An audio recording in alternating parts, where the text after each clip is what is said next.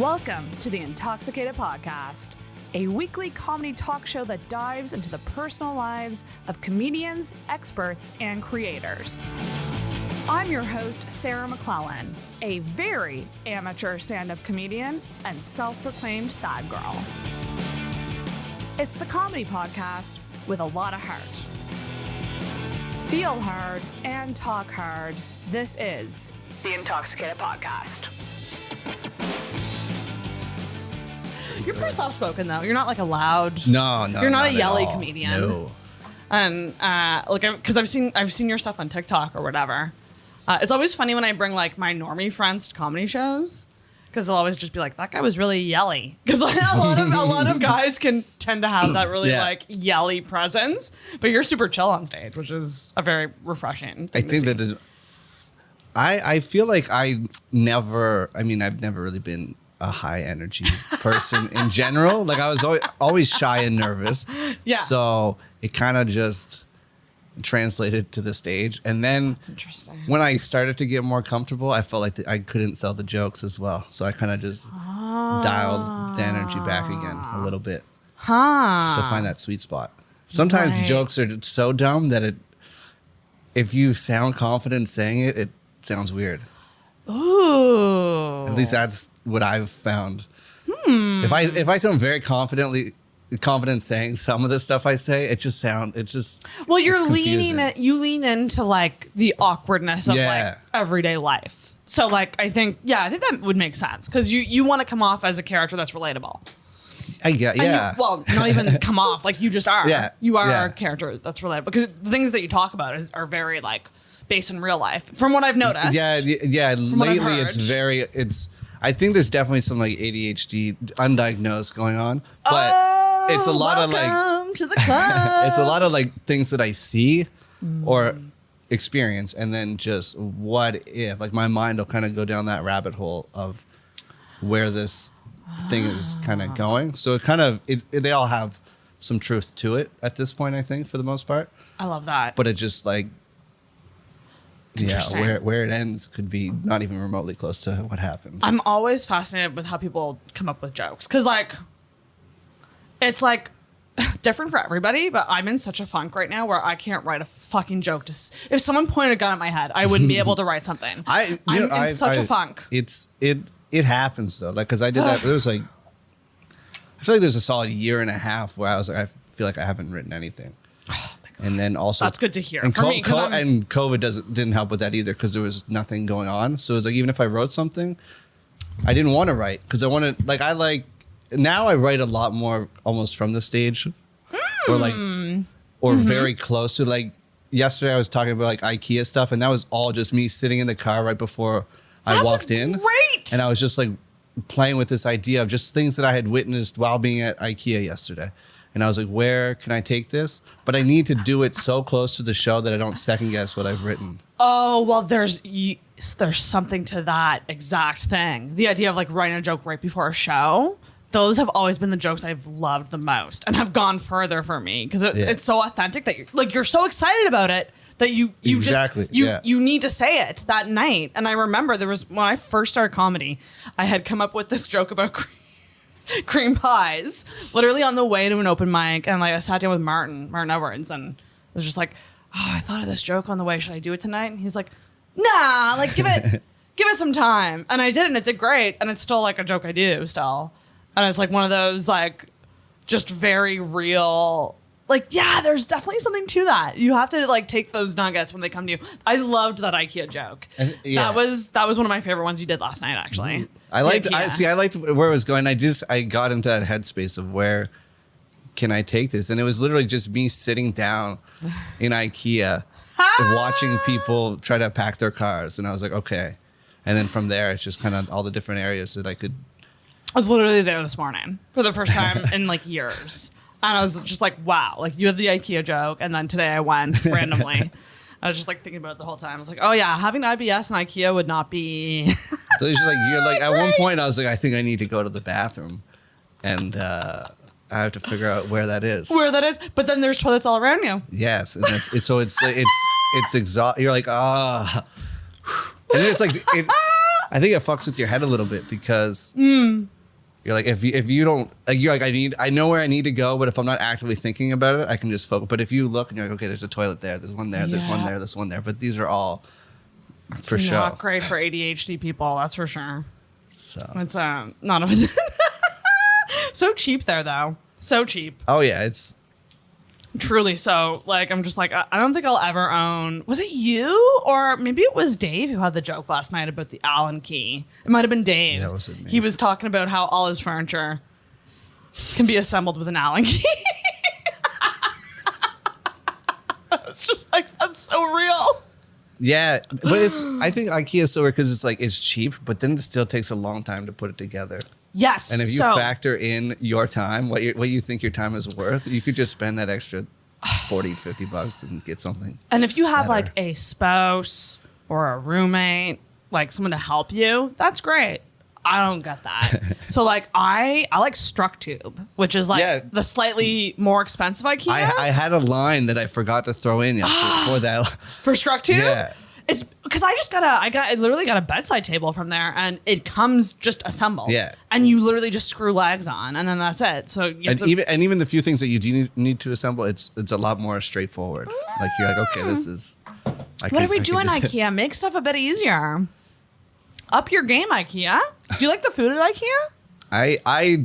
I do, but I don't like it's not amazing. It's just you It feel just like is you what it kind of is. earned it because you're like I need to eat something now because It's a novelty thing, I think, too. Yeah. Like the meatballs or whatever. yeah, and then the hot dogs are cheap. Like Yeah. it's like Yeah. okay.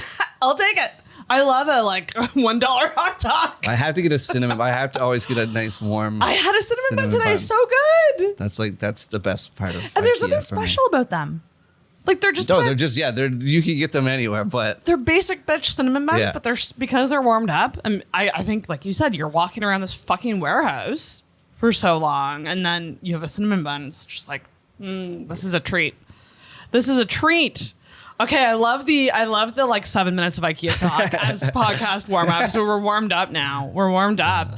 Hi guys, welcome back to the wow, Sarah, words. I literally just the Intoxicated Podcast. That's my podcast name. There we go. Did it. Sometimes, do you ever do like when you're doing comedy, you just get up there and you forget how to talk? yeah, just like It's fuck the- up a word and then you say something that doesn't make any sense at all, and you're like, I don't know what I just said. But It's just literally the worst feeling.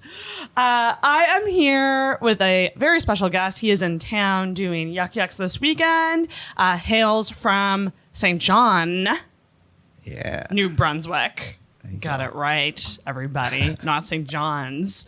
Matt Keenan. Welcome. Thank you. Welcome to the Thank you, thank you. podcast. So you're in town. You're doing Yuck Yucks. You've hosted this weekend, or Yeah. you've done one. Yeah. You're doing another tonight. Yeah. And how did you find that? How are you enjoying Yuck Yuck so far? I mean, I like Yuck Yucks. I don't like hosting, but it's a nice little. Isn't it the worst? It's a challenge. It's such a It's a challenge for challenge. me. I think that some people are just very personable on stage, and they You're can- personable on stage. I don't feel like you know what I mean. Like I feel like it's a lot more work for me to pretend I care what's about the audience. You know what I mean? Like I want to tell jokes and try to make them laugh, but I don't want to like You don't wanna- interact. Oh yeah, that's And fair. I feel like that's what you need to do when you're hosting. That crowd work side of things Yeah. is such an area that like it's scary. Especially like I don't mind like if I'm just doing a set and something happens and I kind of react to it in the moment, but I feel like when I'm hosting, like I feel like I have to just look for things. It's weird to go out there and just go like, "Hi, I'm your host," and then like just go into your And just jokes. straight- yeah. Like you almost have to like kind of like ask people like, anyone celebrating Yeah. anything tonight? Just- like that's the old go-to, Yeah. right, for anything. I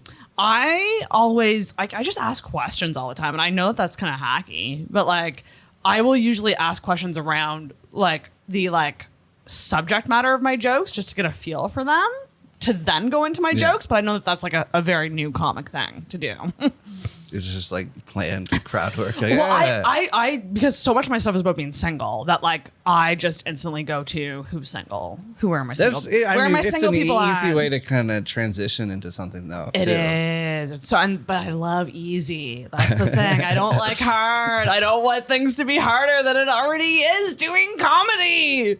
So I like to take those easy way outs of like, you know, who's in a relationship? Oh, I haven't been in a relationship in a while. Like, you know what I mean? Like that kind of thing. But like, yeah, actually talking and I've started to try to think of crowd work like little mini podcasts. And I'm like, Sarah, you can do this. You have a podcast.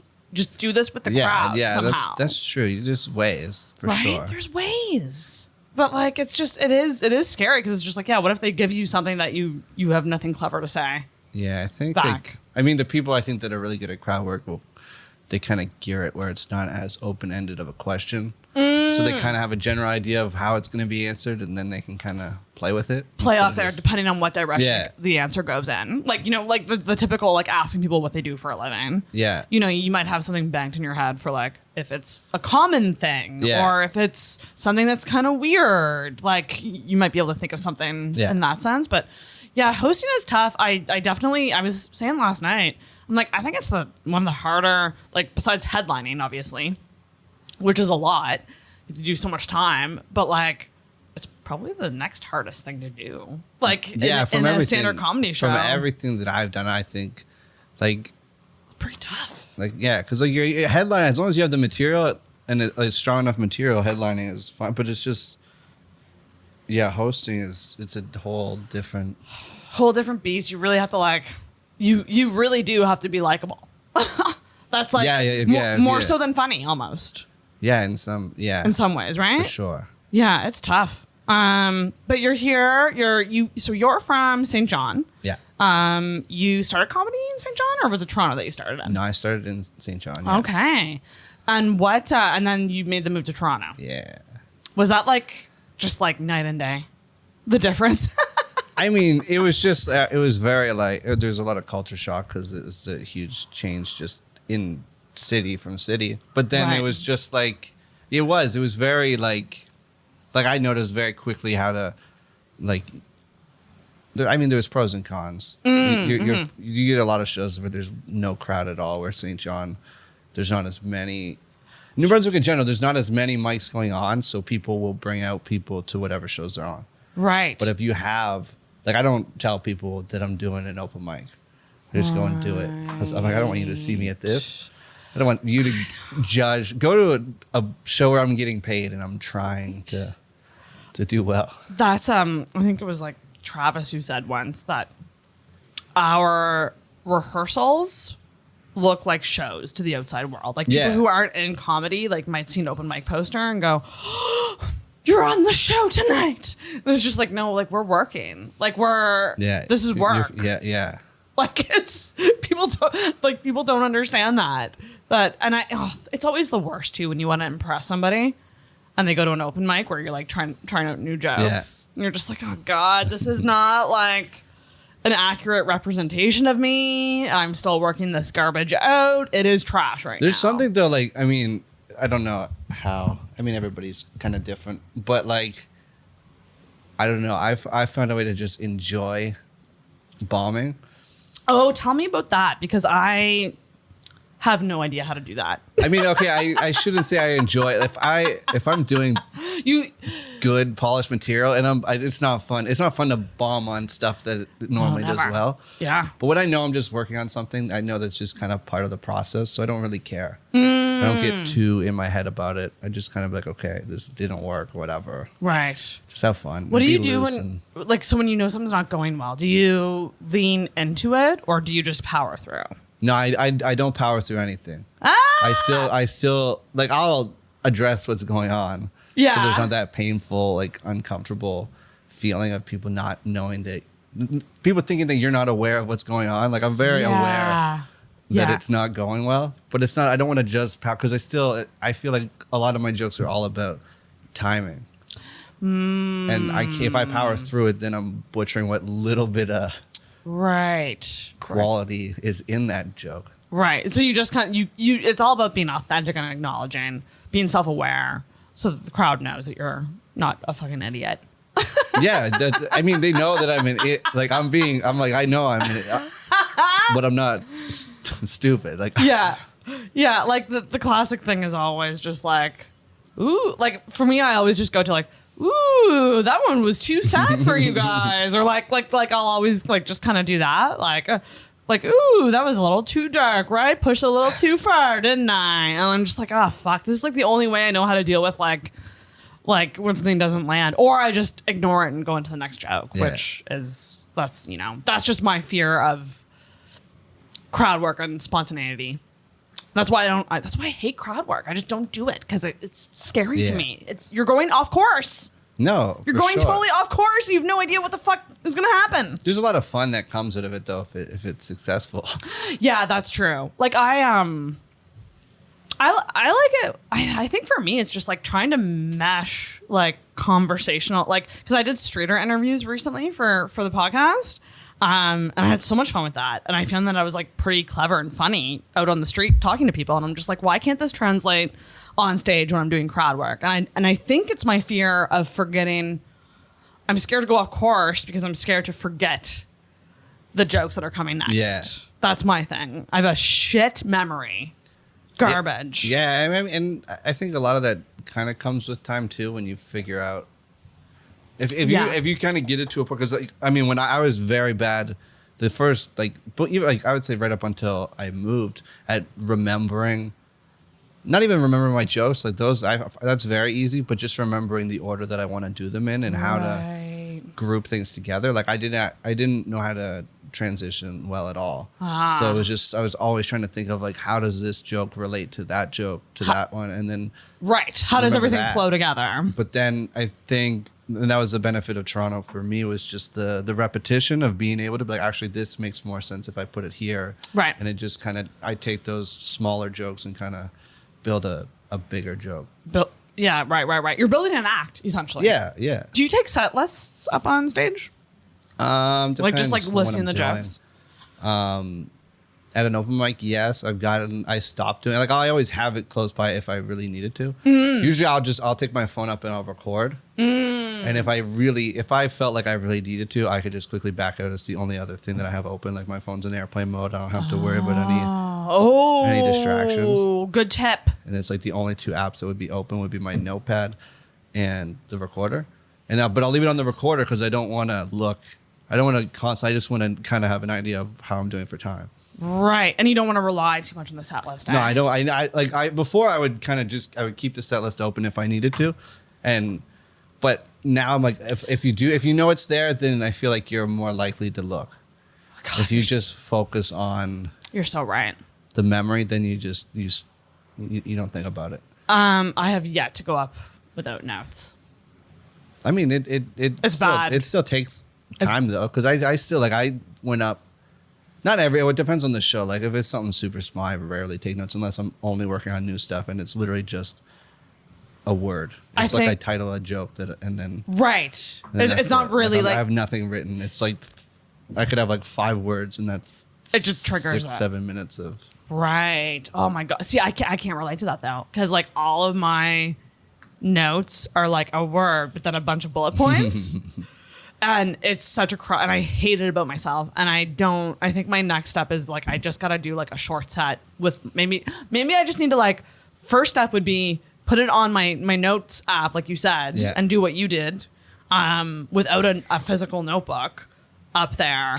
And maybe that's the first step into like not relying on notes. I don't know. I need, it's terrible. I hate it. I think really the bullet point, because like bullet points, like if I did something, like if I did something about having an inflammatory bowel disease, I have like several jokes about that. Right. So I'll just change the keyword depending on which one of those jokes I want to do. Right. So like if I was doing a longer set and I knew I was going to do most of that, then I would just literally write like IBD or something like that. Right. And then I'm like, okay, I'm doing everything. Yeah. But if there's just one specific part, like I'll just be like colonoscopy. That's all I'm talking about. Or it's you have a whole irritable bowel chunk. Yeah. You have a whole chunk I've just jokes. been building. I'm trying to do, I want to do a fringe show with a few people and just do like an hour of literally shit jokes. I love that. All kind of themed around. No, that's fucking so funny. I really do. I'm such a fan of comics who lean in to subject matter. Like, I know that variety is very important, but just the idea of like, if you're obsessed with a subject, or if like you live a subject so much that like it's all you think about, of course, fucking lean into that. Like, milk the premise. That's kind of what I think. Yeah, and also like it doesn't even always have to be 100% about that, but it just has connected some way to kind of connect it. Yeah. That's so interesting. I need to ask. So like you have. So what's the thing that you have? Is it just irritable bowel syndrome? Is it? So mine's an inflammatory bowel disease. So I have ulcerative colitis. Okay, what's the difference between that and like IBS? So IBS is just like irritation. Mine is my large intestine swells up and fills up with ulcers and a lot of, a lot of uncomfortable, a lot of bleeding, a lot of. No! Have you had this like your whole life? Or? No, I was diagnosed a year ago. Really? Yeah, last September I was diagnosed. Was it something that you always like? Did you always have these issues and like you just finally got checked out? I never noticed anything until it was last July, and I was like, I felt like I had like a stomach bug, and then it just didn't go away. So I was like, okay, I need to do something. And then because of like COVID at the time, like all I could get was like phone appointments for the doctors and stuff like that, and then. So just like the process took so much longer to get in and actually, like I went to the ER and they were just like, it's probably nothing. They just dismissed it. And then. Turns out it was something. Eventually I got an actual physical appointment with my family doctor and it just kind of went from there. Oh my goodness gracious. So this is like many levels up from IBS, which like I think a lot of people can struggle with. Yeah. IBS, but this is pretty serious. This is like, it could kill me if I wasn't, if I'm not smart about it. So what, did you have to change anything about like your lifestyle? I changed a lot. Like I quit drinking. Yeah. I stopped eating. I should say stopped eating. I cut back significantly on like red meat and like fatty foods. Oh, okay. So a lot of that stuff causes issues. Okay. Are you on like a special diet for it? I'm not. It's just about kind of figuring out what everybody's kind of different and everybody processes food differently. That's the hardest part, is that not like there's a lot of people that can't eat garlic. I have no issues with garlic. Right. But then there's foods that are better, like ginger and like a lot of fermented foods. So I walk around drinking kombucha and just like. Was the stopping drinking tough for you? No. No. I got to a point, I felt like I drank a lot until I started doing comedy. And then when I started doing comedy, I was like, I want to do this sober because I don't want to ever feel like I need a drink. Interesting, because normally it goes the other way around. Yeah. Normally, so that was like, I felt like I was getting a little too out of control with the drinking. Like I didn't think that I had an issue, but it was just like, I'm doing this all the time. Yeah. And it's not even, it's less, it's just because it's something to do. Oh my God, it felt like it was too out of control. So I was like, I need to figure out another hobby because that's what it became. Yeah, but good. That's good. And then comedy was something I wanted to do, but I was like, I can't take a drink to get rid of those nerves because then I'll always want to have a drink and then I'll just associate the two together. You'll rely on it. So then it just kind of became, if I wanted to drink, it would be after the show. Right. And like, that's the whole other, like the whole post-show hang. Yeah. The value of that and like stick around for a drink culture kind of thing. It's tough. It's tough. And it's such a, especially here in Halifax, such something that like we rely on to hang out. Like, let's get together for a drink. It's just like, fuck, I don't want to drink. But it's not even like, you don't have to drink. Like, you know what I mean? No. Like people can, some people want to drink and that's fine, but you can still kind of hang out and just be the sober person. And especially with comics because you already have like, you know people. You're kind of. I hate being sober at a party with people that I don't find that funny. Yeah, that's the worst. So like then I'm just sitting there and I'm like, why am I here right now? That's the worst. Like I don't even have anything to make this a more enjoyable experience. But like, there's many times that comics, like funny people get together and hang out, and it's a blast, and you don't need to drink. It's just fun because they're fun people kind of thing. There's too many people who rely on it to have fun, and that's what I don't like. I'm just like, I don't need that. I truly don't need booze to have fun. Yeah. That's called having a personality. in my opinion, I'm just like, no, I don't need a drink. I have a personality. Yeah. Thanks. Well, Thank you. I mean, drinking for me, like, I kind of gave me more of a personality, but it was a personality that it was only around people, you know what I mean? Like, it was just kind of like, I don't know. There's something about, like, when you know someone, and especially, like, if you have common interests and stuff like that, then it doesn't matter. Right. It's more like, how can I talk to this person that I have no real interest in talking to? Right. Yeah. That's totally. where alcohol helps. That is where it helps. Like, tell me about your bank job.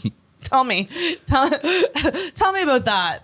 Spill the tea on your office job that I know nothing about. Yeah, so. I don't think I got an answer from you. What do you do? So you do comedy, obviously. Yeah. What do you do outside of outside of it? If you don't mind saying. No. When I was in Toronto, I was working in the film industry. Oh, bitchin'. Now I'm back. I manage a few restaurants. Ooh. So that's just a few restaurants, just a manager. Just a few. That seems pretty intense. It's not too bad. I started off there like in 2014, just cooking, and then it was with for a friend of mine, like childhood friend. And then I moved away for comedy for a few years, then came back, and he kind of had a few locations at that point, and just kind of wanted some help. And do you work so like a lot of hours?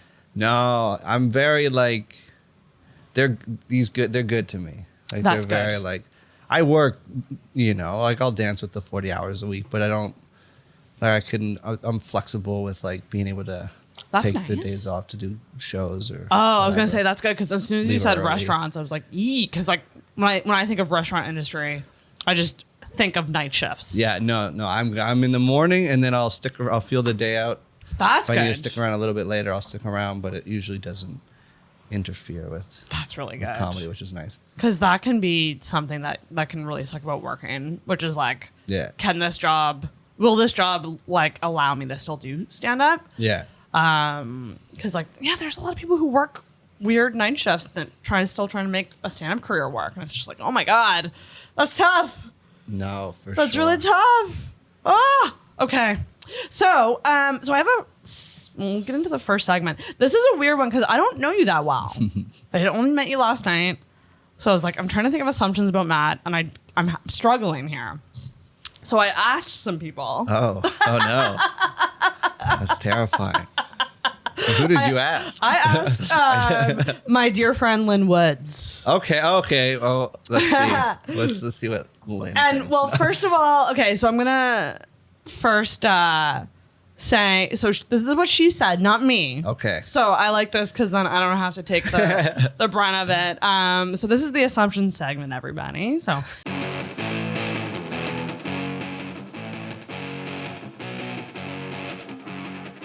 Here we go. So Lynn said that you look like you know nothing about cars. That's probably quite. I mean, What's a muffler? and I know what a muffler. I don't know much about cars. Like, Okay.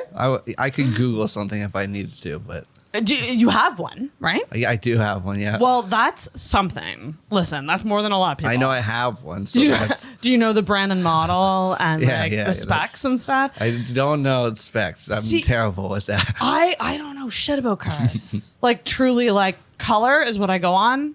Like with friends and Yeah. stuff who have cars, I'm like, I'll remember the color of your car. I will never remember the kind or if it's a standard or not. Like I don't. It's just that's a rich person problem. No one thinks about cars. So she's kind of right, maybe. Yeah, she's 50%. very, very close to being right. So she also said that you must use a lot of hair products. You do have very nice hair. I don't use a lot. I really don't. I don't do much with my hair. I put a little bit of like clay or like. But that's like styled really nice. This is what I do. I That's it. What? That's literally I it. fucking hate men. Go fuck yourself. You gotta like let it dry a little bit so it's not too wet, and then I'm good. What? Jeez. So like your get ready time in the morning is It's pretty quick. Eh? usually I prefer to shower at night so that Oh, me then too. I can. If I do it in the morning, then I don't do much. Like I can't do anything. I have to get up early I don't want to blow dry my hair. That's too much work. And it's thick hair, so it you have takes a bit a while longer to, hair too. So like takes a while to dry. Right. And you don't want to blow dry. And so that's why you shower at nighttime. Yeah. Ah. I'll still shower in the morning, but then usually what I'll do is I'll just do my hair at work. If I even do anything with it. But it's very little work. I put a little bit of product in my hands and you're blessed with nice hair. yeah, I guess so. Like, hashtag blessed. Are you a morning person?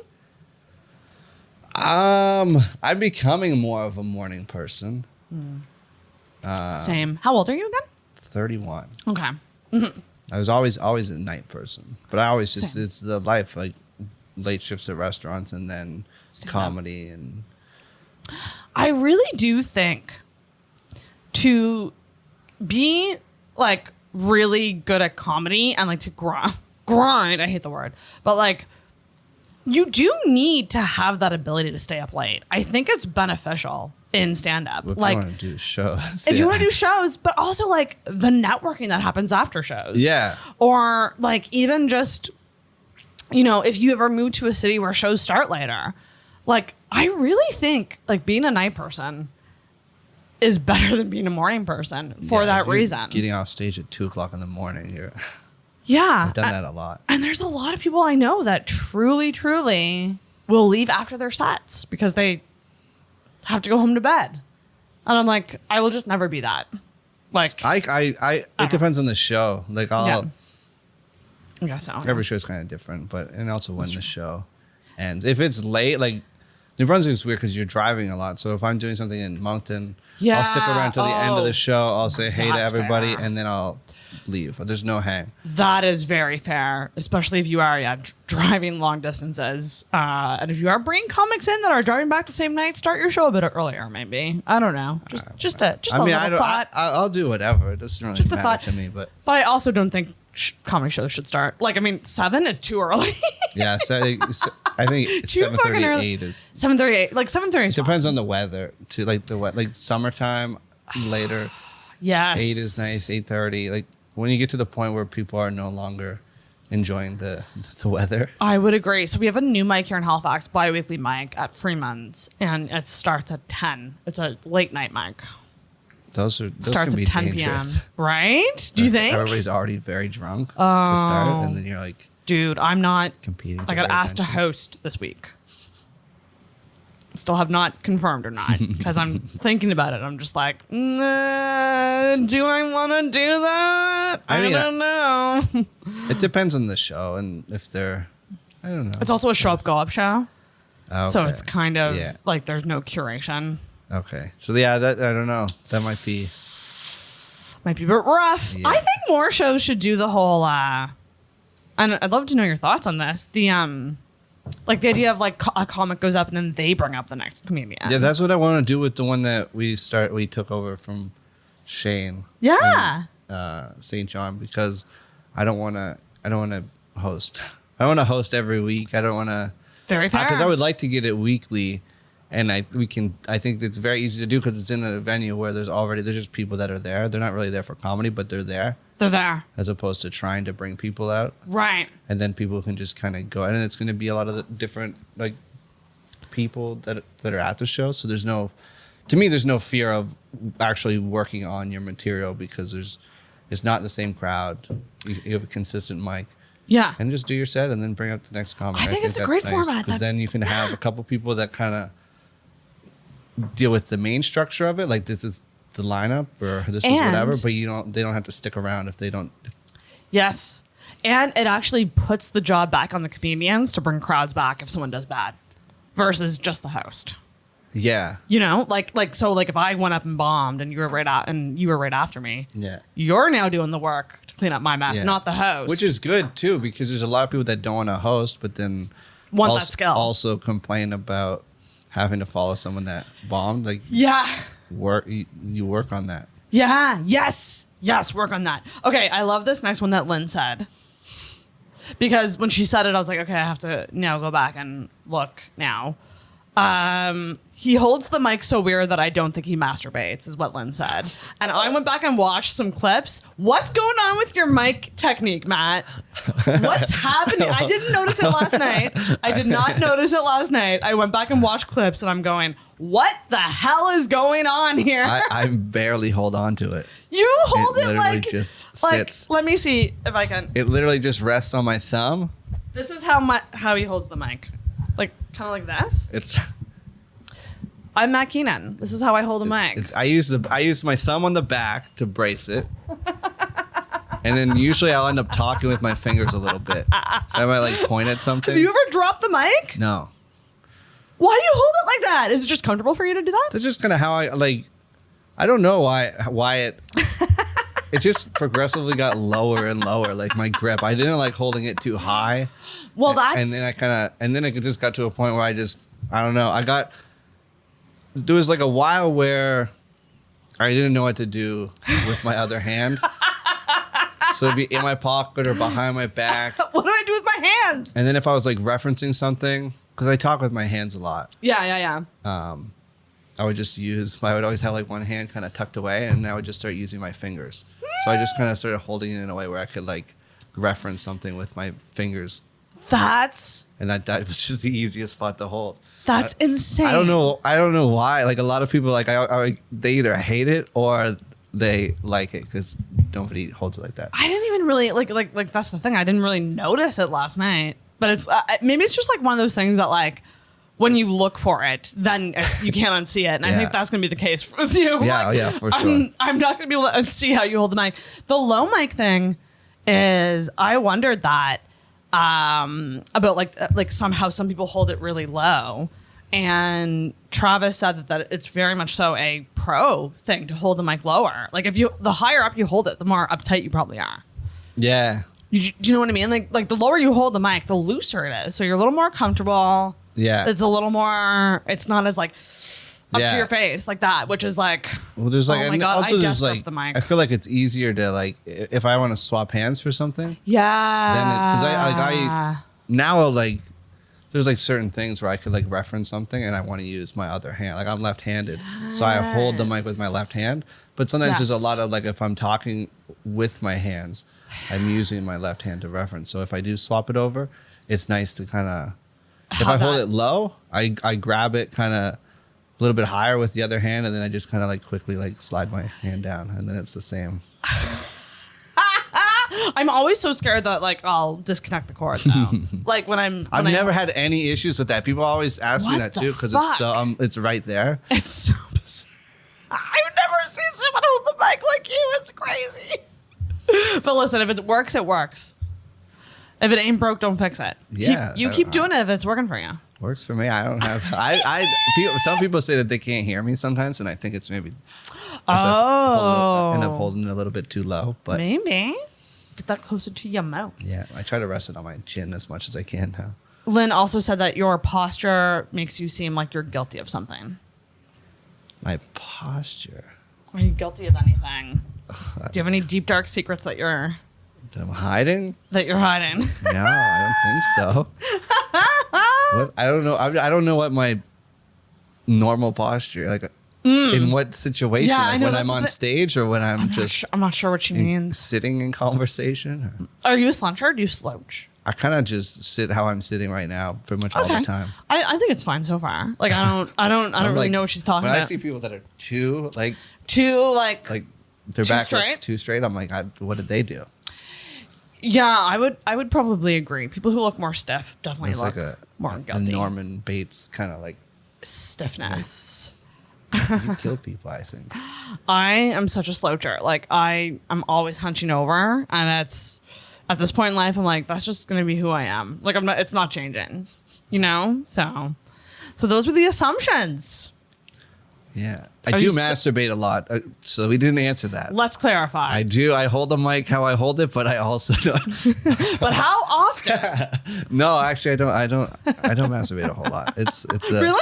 No. I mean, I do it. I've had phases. Well, I was listening to a podcast and they were talking about how often, and some guy said twice a week, some guy said once a week, and some guy said multiple times a day. And I was like, holy shit. Like, I've been in every understand. one of those categories at one point in my life. But like probably no longer than 2 weeks without. No, yeah, definitely not any longer than 2. That seems too long. Like, yeah, that for you guys, for men specifically, I feel like that's common because you have to get it out or else it'll hurt, right? That's what I've heard. I've heard that it's like a maintenance thing. I mean, maybe it might just depend on the person. Maybe. Yeah, it's so funny to me because for me, I'm just like, it's like literally once a month. Literally once a month. You're like, it's on the calendar. You're like, no, can't do a podcast today. It's my one night a month. Cancel my plans. I'm always fascinated by that. But yeah, that's the assumption segment. Clap, clap. We made it through. And are you still friends with Lynn after that? Oh, after that? Yeah, I love Lynn. I love Lynn too. Shout out Lynn Woods.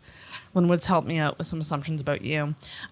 Next segment, though, I'm excited for this one because I love being negative. So I would love to know if you have a rant. Oh,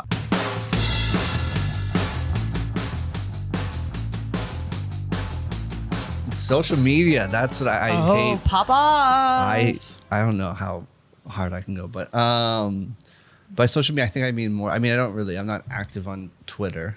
I have it and I see it from time to time, but I hate Facebook. Oh, Facebook can fuck itself. I like Instagram.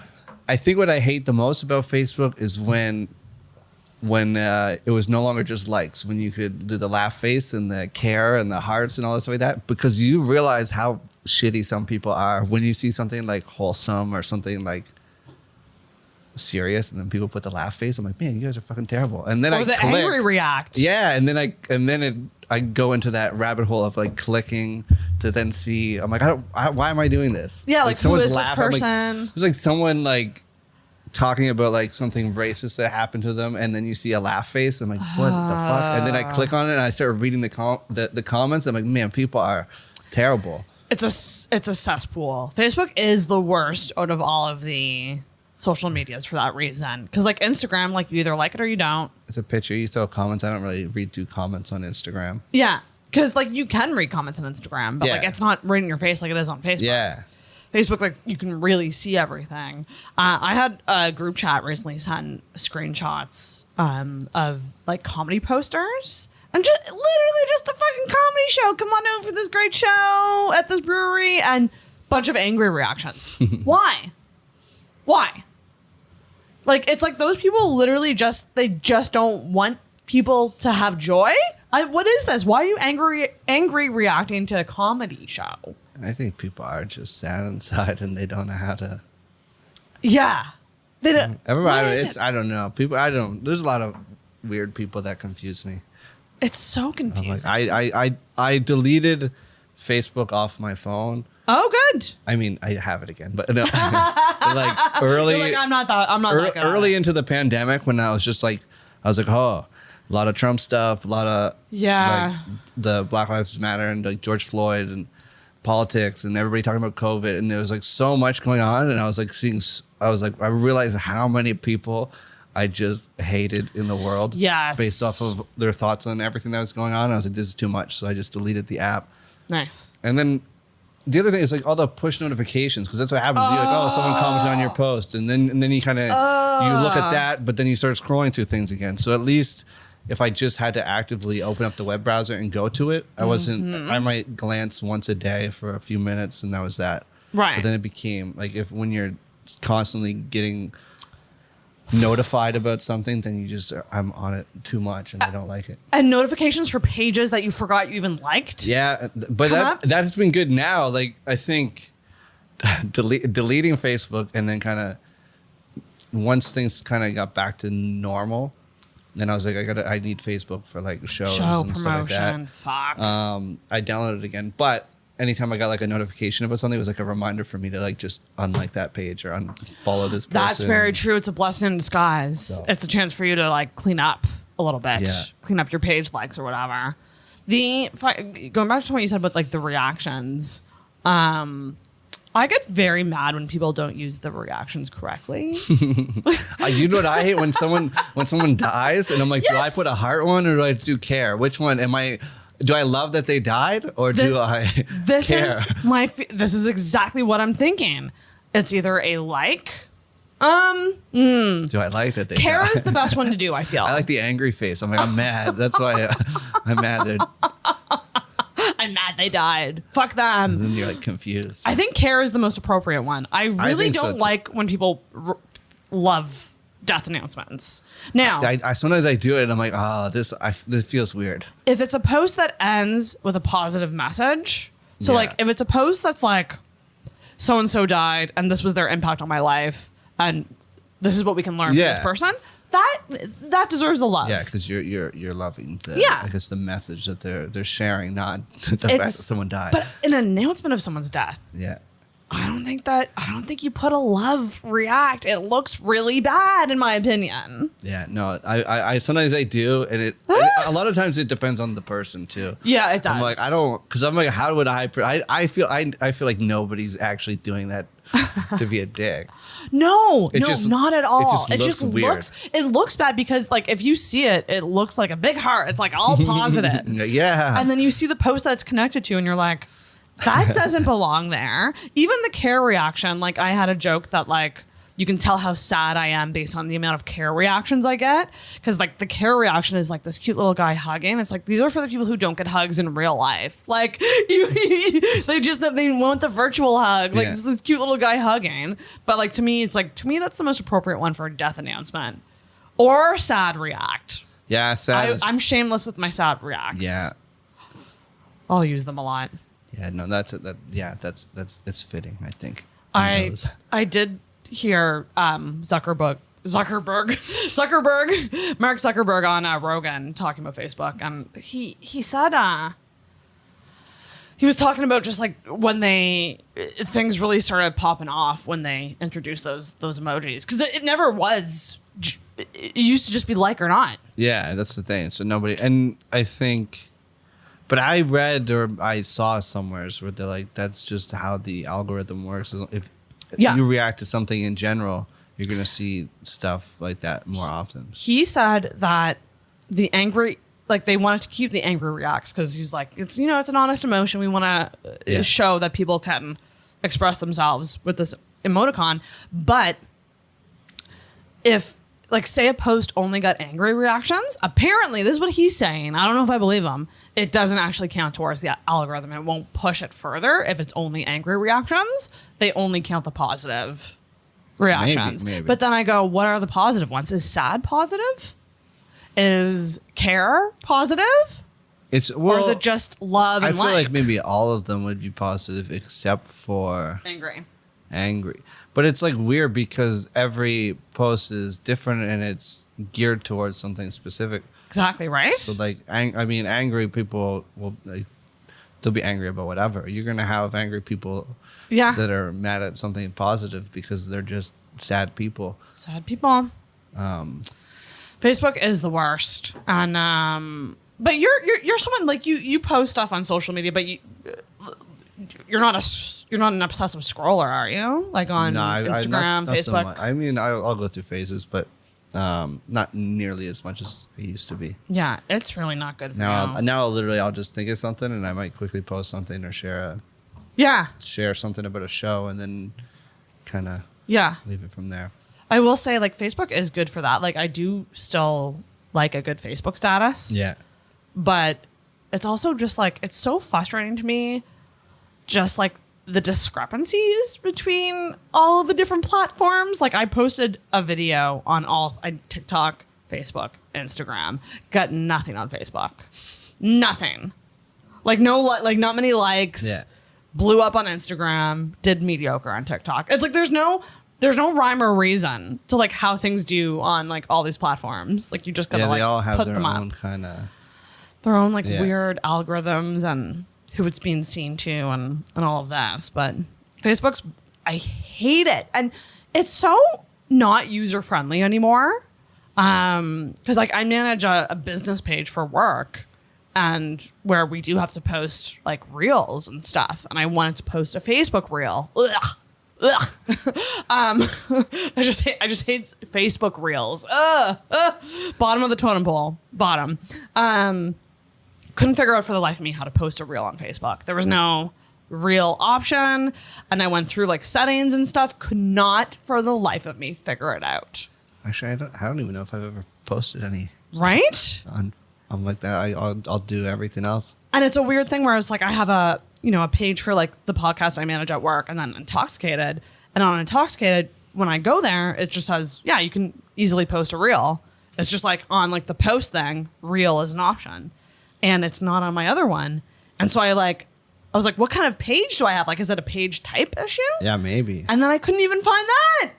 Because like there's you have like to go through all the settings and everything. They have so many different options, and it's just a mess. All these settings. Then there's like meta dashboard, ads manager. I don't mind that. I Studio. don't mind some of that stuff just for like.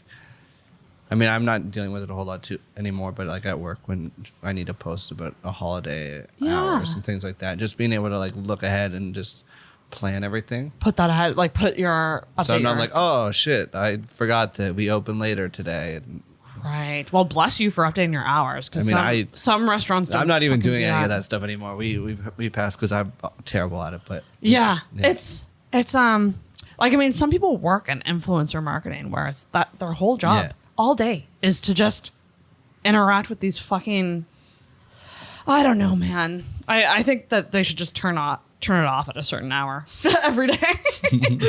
Give no one access to social media. Like TV used to be, where it's just done. It's just dead air. Oh my god, that's right. It's just nothing.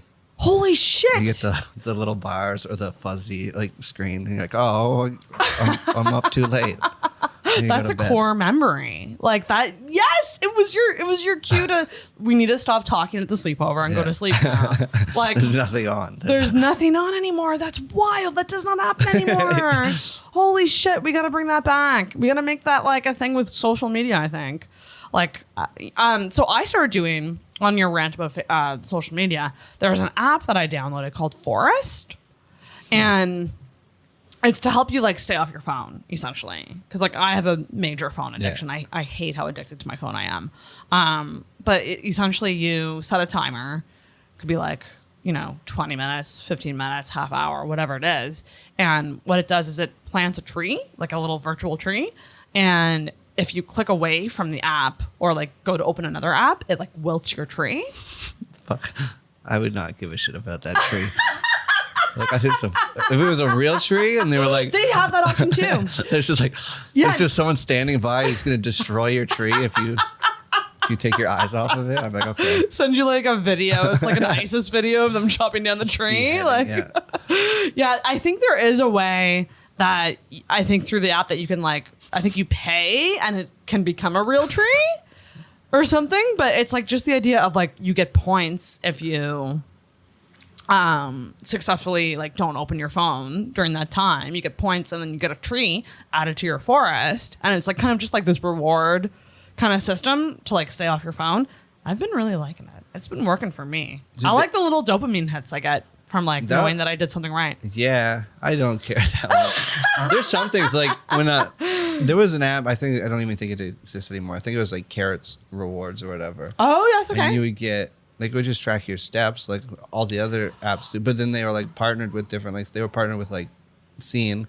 So you get Scene points for getting your footstep goals. I mean, that's fucking And it's awesome. like a very small amount, but it's still like something towards us. You actually feel like you're getting rewarded with something real as opposed to a fake tree. A fake tree. A fake. It's so stupid. But like if they had something like that like I would be more apt to do something if I felt like I was actually getting rewarded. And the rewards were like something you could like really use, like Scene points or like Optimum points or like even like, I mean, holy shit. If it was fucking Visa points to like help me pay off my credit card, oh my God. Like you would not see me. I would just be walking everywhere. Yeah. I would not get a bus pass. I would just walk everywhere. 100,000 steps. You're like, here we go. Right? That's my minimum payment for the month. I've been tracking my steps lately, and it does make me want to walk more. Like just know, like because it'll tell you like you're walking less than you normally do. Yeah, like, it kind of shames you. Yeah. No, I got a fit. I don't wear it anymore. I got a Fitbit at the early stages of COVID because I was just sitting in this tiny little apartment, and I was like, man, I gotta like Were you alone, living alone during the No, I had a lockdown? roommate, but it was still such a tiny, tiny apartment. Oh, that must have been hell. And it was like, I mean, he has a big enough room. Yeah. And air conditioner and stuff like that. So he was like, he could just go in his room and kind of just hang out if he wanted space away from me. Right. But my room was a lot smaller. So it was, A little less yeah. less good to hang out in kind of thing. Yeah. But I mean, I had my laptop and I would download like N64 emulators and I'd just play video games and stuff like that. Nice. Which kind of, it was nice, just the nostalgic feel of kind of getting lost in the old games from my childhood. But yeah. Did you ever play Sega? I played Sonic a lot, but Yeah. I never owned Sega. My uncle had one, and whenever I visited, I would play Sonic. But that was it. There's a TikTok I saw, and it's these reaction videos of people throwing their babies in pools because it's a swimming test. It like tests their like natural reactions. Yeah, because you're supposed to like go. They're supposed to go on their back and float. So they're throwing these like 4-month-old babies like in the pools. Maybe not 4 months. That could be wrong. But I think they are young. They're like They're pretty under a fucking year. young. I'm pretty sure. Under a year. And it was really funny because one guy stitched it and like the baby went under and then it just shows him and it just played the Sonic like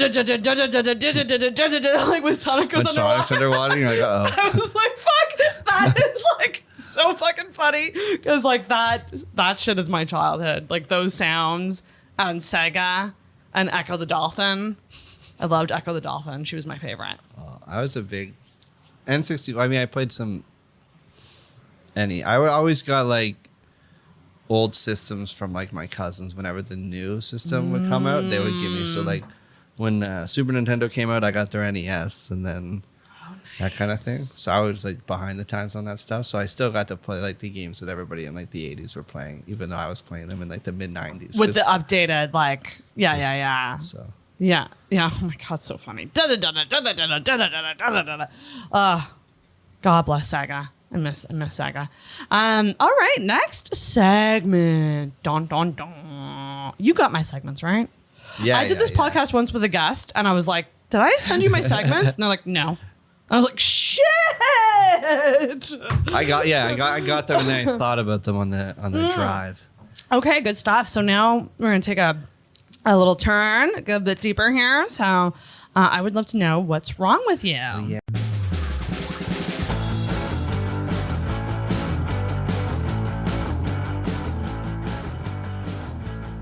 Yeah, that was the one I was like, I don't know. Nothing's wrong with me. I'm perfect. Which is such a funny, like, contrasting answer to a lot of comics that come on here that are like, ugh, what isn't wrong with me? And then like, and then they're just like, everything's wrong with me. No, my biggest thing I think is a lot of, and I mean I've gotten a lot better, but just like self-doubt and just Self-doubt. like thinking that you're not good enough or something. Oh, yeah. And I think that just stems from like bad like relationships in the past and stuff like that, and then it kind of like seeps into your everyday kind of thought. That's kind of like me. Like that would be like a lot of that kind of stuff is what I guess influenced kind of actually like I always wanted to try comedy, but I never thought, and I think that kind of probably played a part, was just like trying to find something that, because like every, you know what I mean, like there's just so many negative thoughts and it just doesn't make sense. And it's such an art that like it's so easy to beat yourself up because it's just you. It's not like a team thing where But- like you're working with people to reach a goal. Like it's on you. Like if you do bad, it's on you. If you do good, it's on you. You know, like so that brings like very contrasting emotions, big highs and big lows. Yeah, but then also I don't know. I think there's like a lot. I don't know. I mean I think also just with age I've kind of stopped caring what other people think. That's huge. And I don't know. I think like I don't know. Like I don't know. Like I just try to be like I guess the best version of myself that I can be, and then it doesn't matter. Like if you know what I mean. If somebody doesn't like that, I don't really care. It doesn't affect me any. I don't really beat myself up over it. Before I would be like, other people's thoughts mattered so much that it would affect how I acted. Yeah. And then I could be a shittier person just because of it, because I'm like, it's just like, there's that weird Guards area up. of like, you're either trying so hard to please someone or you don't give a fuck that you'll you're an asshole. Right. And there's you got to find this like strange happy medium kind of place. And then I think once you realize that you're like the people that like you, that's all that really matters. People who are going to like you, and they're probably not going anywhere. Yeah. And then, I don't know. And then also, like, I think a lot of that stems from, like, how you feel inside, too. Like, where is this self-doubt kind of, like... Coming from. So if you're, like, happy and you're just, I guess, I don't know, you're just kind of trying to, like, bring a, like, I guess, positivity in the world, then... You know, like if you're happy with it, that's all that really should matter. But I think sometimes people just get so, and then like in your head, and it kind of like comes back to with like social media too, because you absorb so much toxic, information from there too, that everything can kind of just muddle. I don't know. It's kind of just nice to just, you know what I mean, just go by your life, do what you want to do, have fun, and literally only be concerned. It sounds selfish, but like only be concerned about how you're feeling about yourself. Oh yeah, because you're not like, I mean, because you shouldn't be doing anything. You know what I mean? Like you shouldn't find joy in being mean to someone, putting someone down. Yeah. But you also shouldn't. I don't know. Like sometimes it's just like, I think a lot too is like, sometimes you could have positive intentions and then it gets interpreted the wrong way, and then you can kind of beat yourself up because of that. Yep. But. Yep. No, that's for sure. It's easier to just be like, well.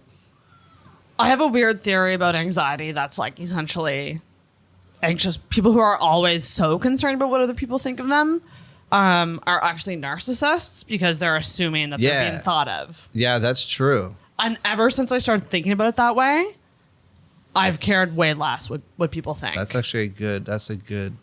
Right? Because no one thinks, not like the things that you're beating yourself up about. Yeah, most people are not. No one's thinking about that.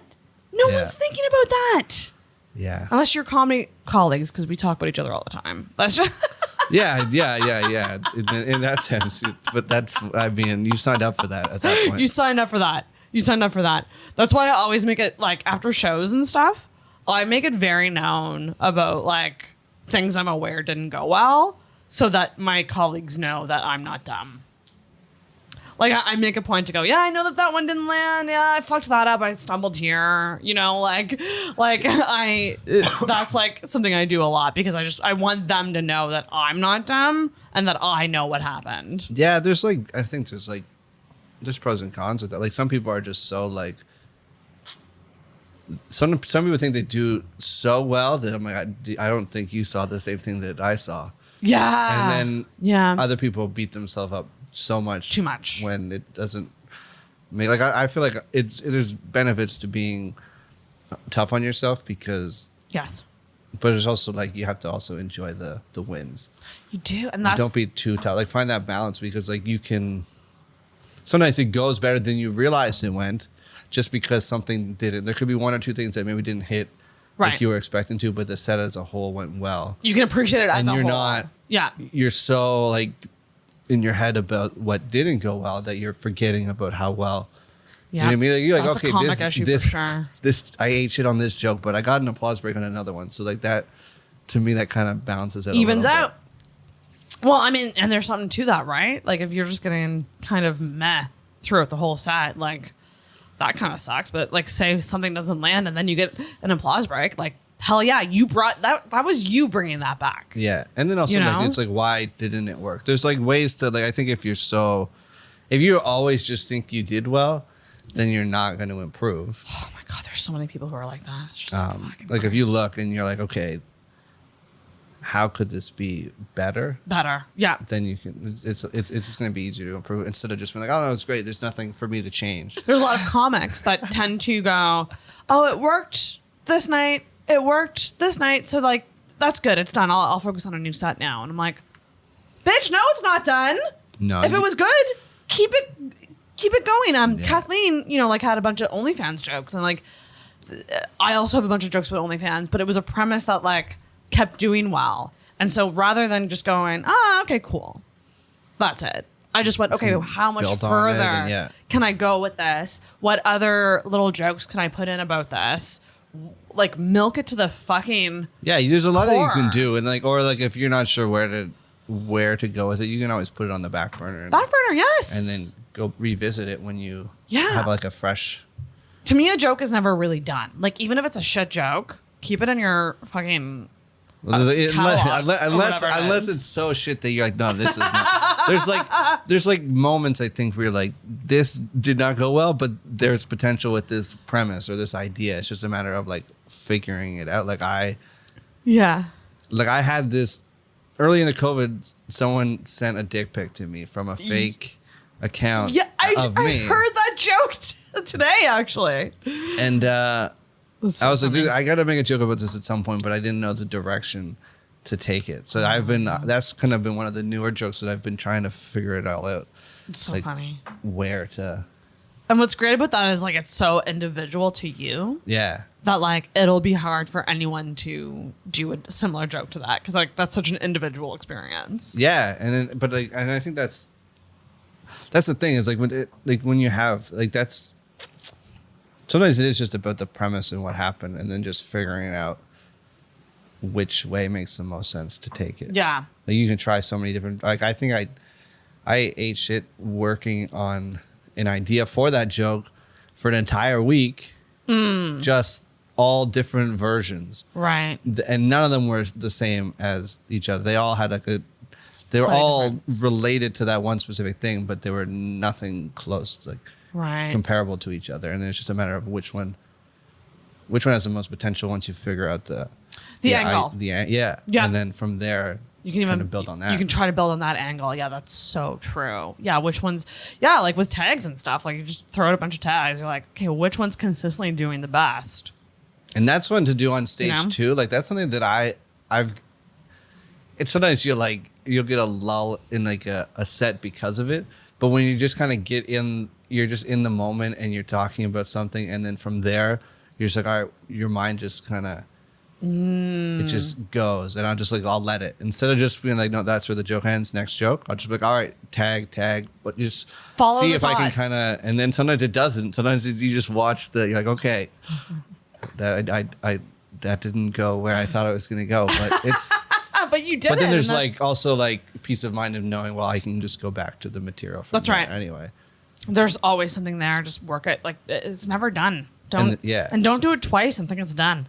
I don't understand this. It's definitely like I don't know if it's a day and age thing, but it's like, y'all, it's okay to do the same jokes if you change it up and let it evolve. Yeah. If you're not building on that joke, then that's kind of sucky. You know what I mean? Like I will shelve it for a little bit. Yeah. But like, yeah, if you're, and also every show is different too. Like if it's an open mic, if it's a book show, like if it's an open mic, I'll try to bring new ideas and stuff that I'm working on, or like new tags to older jokes, like something. I don't want to just go up with stuff that I wrote 4 or 5 years ago. Right. But I do love when like you have an older premise that like all of a sudden you think of something amazing for. Like I love resurrecting jokes like that, like just like making it even better. Just and it's like those little things like that just I did the joke about like sleeping on the floor, like moving to Toronto and sleeping on the floor and stuff like that. And that was one of the first jokes that I wrote when I moved to Toronto. So that was 4 years ago. And it was just one of those jokes that it was like I felt like a good way to kind of start my set, because it kind of gives people an idea of me. Yeah.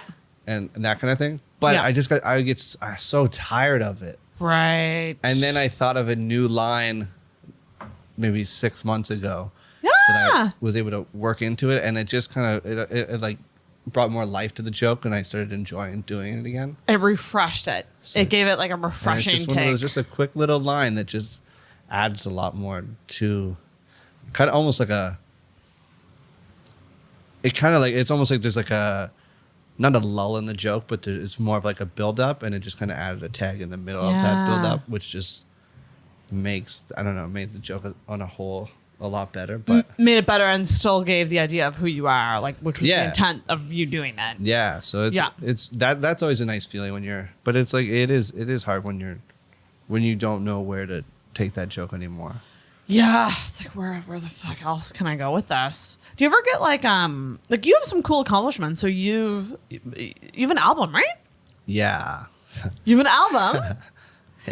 You're featured on a JFL original album too. Yeah. So, like, what are your moments that you're most proud of so far in comedy in terms of like accomplishments and being proud of yourself? I mean, for me, I don't know. Like, I feel like it's cool to the JFO original thing. Like, I didn't think I was going to get asked to do that because I really hadn't done a whole lot of comedy during COVID. I didn't want to do any Zoom shows. I was just like, things were so infrequent. Like I'd book a show and then it would get canceled. So I wasn't writing a lot. I'd rather just wait this out. Like some people just need to get up and I could find other things to enjoy while this is going on.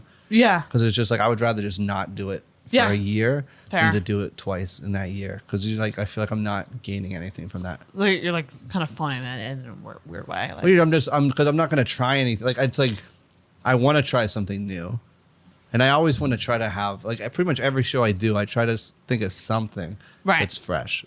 One line, one joke, whatever, just to not just feel like I'm just doing the same thing over and over again. That's such a good idea. And when when COVID was going on, there was so few opportunities and they were so spaced out that it was like, what's the point? I don't know. It felt like and it comes down to like, just, I guess, my writing process and wanting to do something as soon as so I would jot down ideas, but then that would be the extent of it. And then if I had a show coming up, then I would look at that, revisit that idea and then kind of see where I could take it. Because otherwise I just write it and then I just like reread it. I'm like, I don't like that anymore. And I just get in my head about it too much and then I don't end up doing it. Like I probably got hours of jokes that I've never told because I just wrote it, put too much thought into it, and then this is the worst. You just need something. You just need and there's just something about just that moment of doing something when it is so fresh. That you're not second guessing it.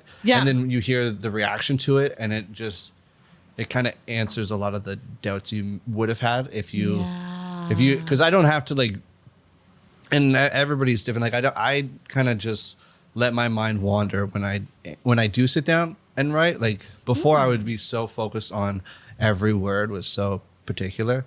Now I'm like, this is the area. These are the tags and the punches that I want to try to remember to include.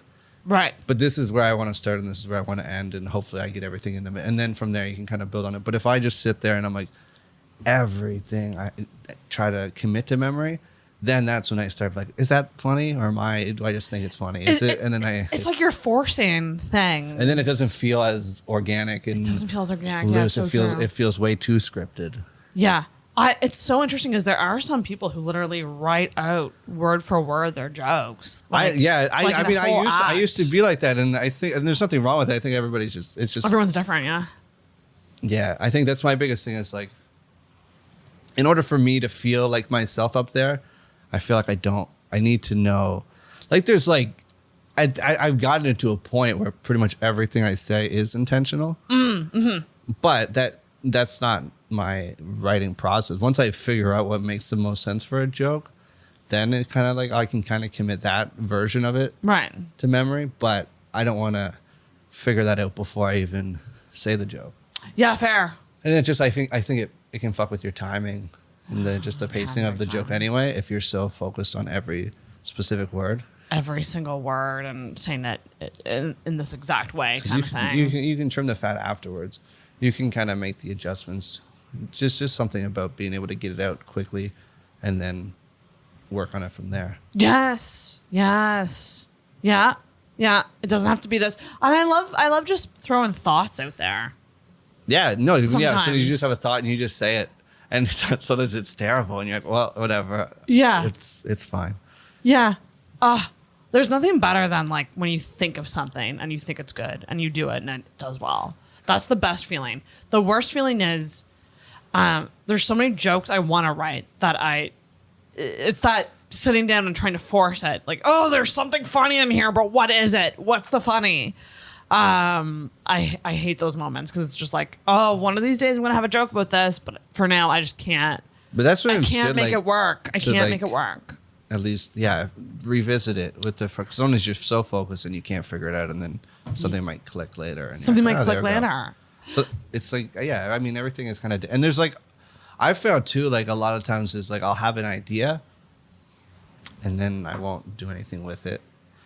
And then it'll pop up again. Yeah. And then so if that idea kind of comes back, then I'm like, okay, there's something there because it's sticking around long enough for me to like it's like a reminder in a sense. It's like if it, let it go, and if it comes back to you, it's yours. Yeah, it's that weird kind of saying if the thought comes I think back. there is like some truth to that because like you could have so many different ideas. You're like, there's probably a joke there, and then you try it and there's not. But when you're like, there might be a joke there, and then even if you forget about it or you just later on it kind of just like keeps resurfacing, then there must be something. It must be still in your mind for a reason. Yeah. Kind of thing. Yeah.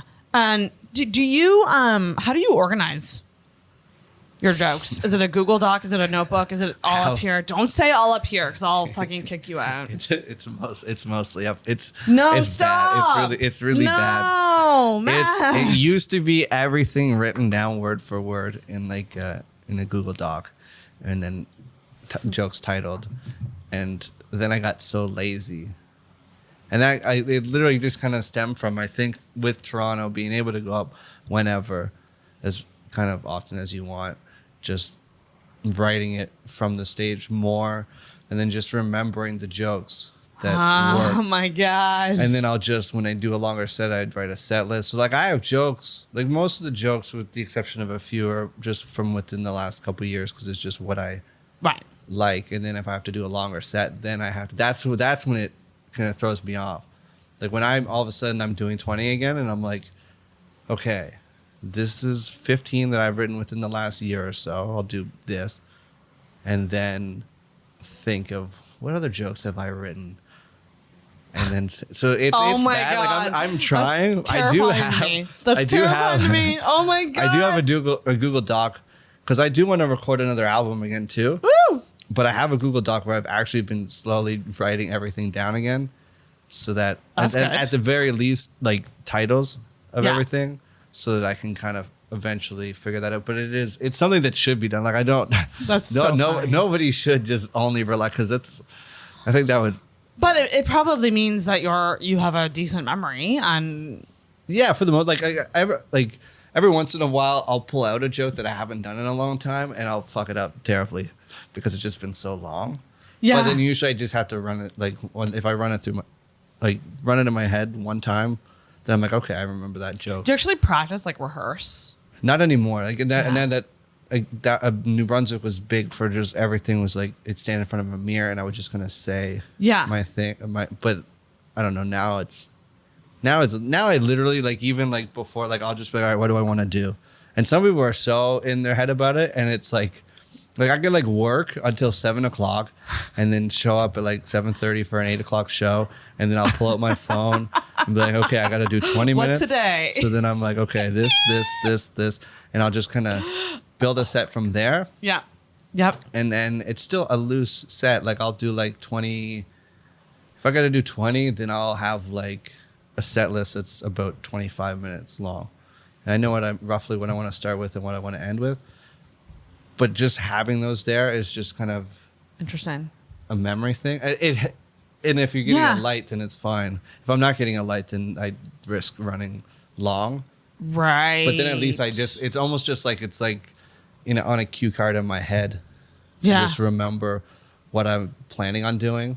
And the order doesn't matter too much. Sometimes the order just changes based off of something. If I kind of go on a little tangent, that makes me think of one of my jokes that wasn't necessarily planned for that order, then I might just go into that. Right. But it's kind of, I don't know. I mean, I don't know. Everybody's different, so it's hard to fucking Albert Coombs who told me that he would just memorize the set list. He would just say the names of the jokes so in a repetitive manner, da da da da da da da da da da da da, and doing that a couple times would get it in your head the order. Yeah.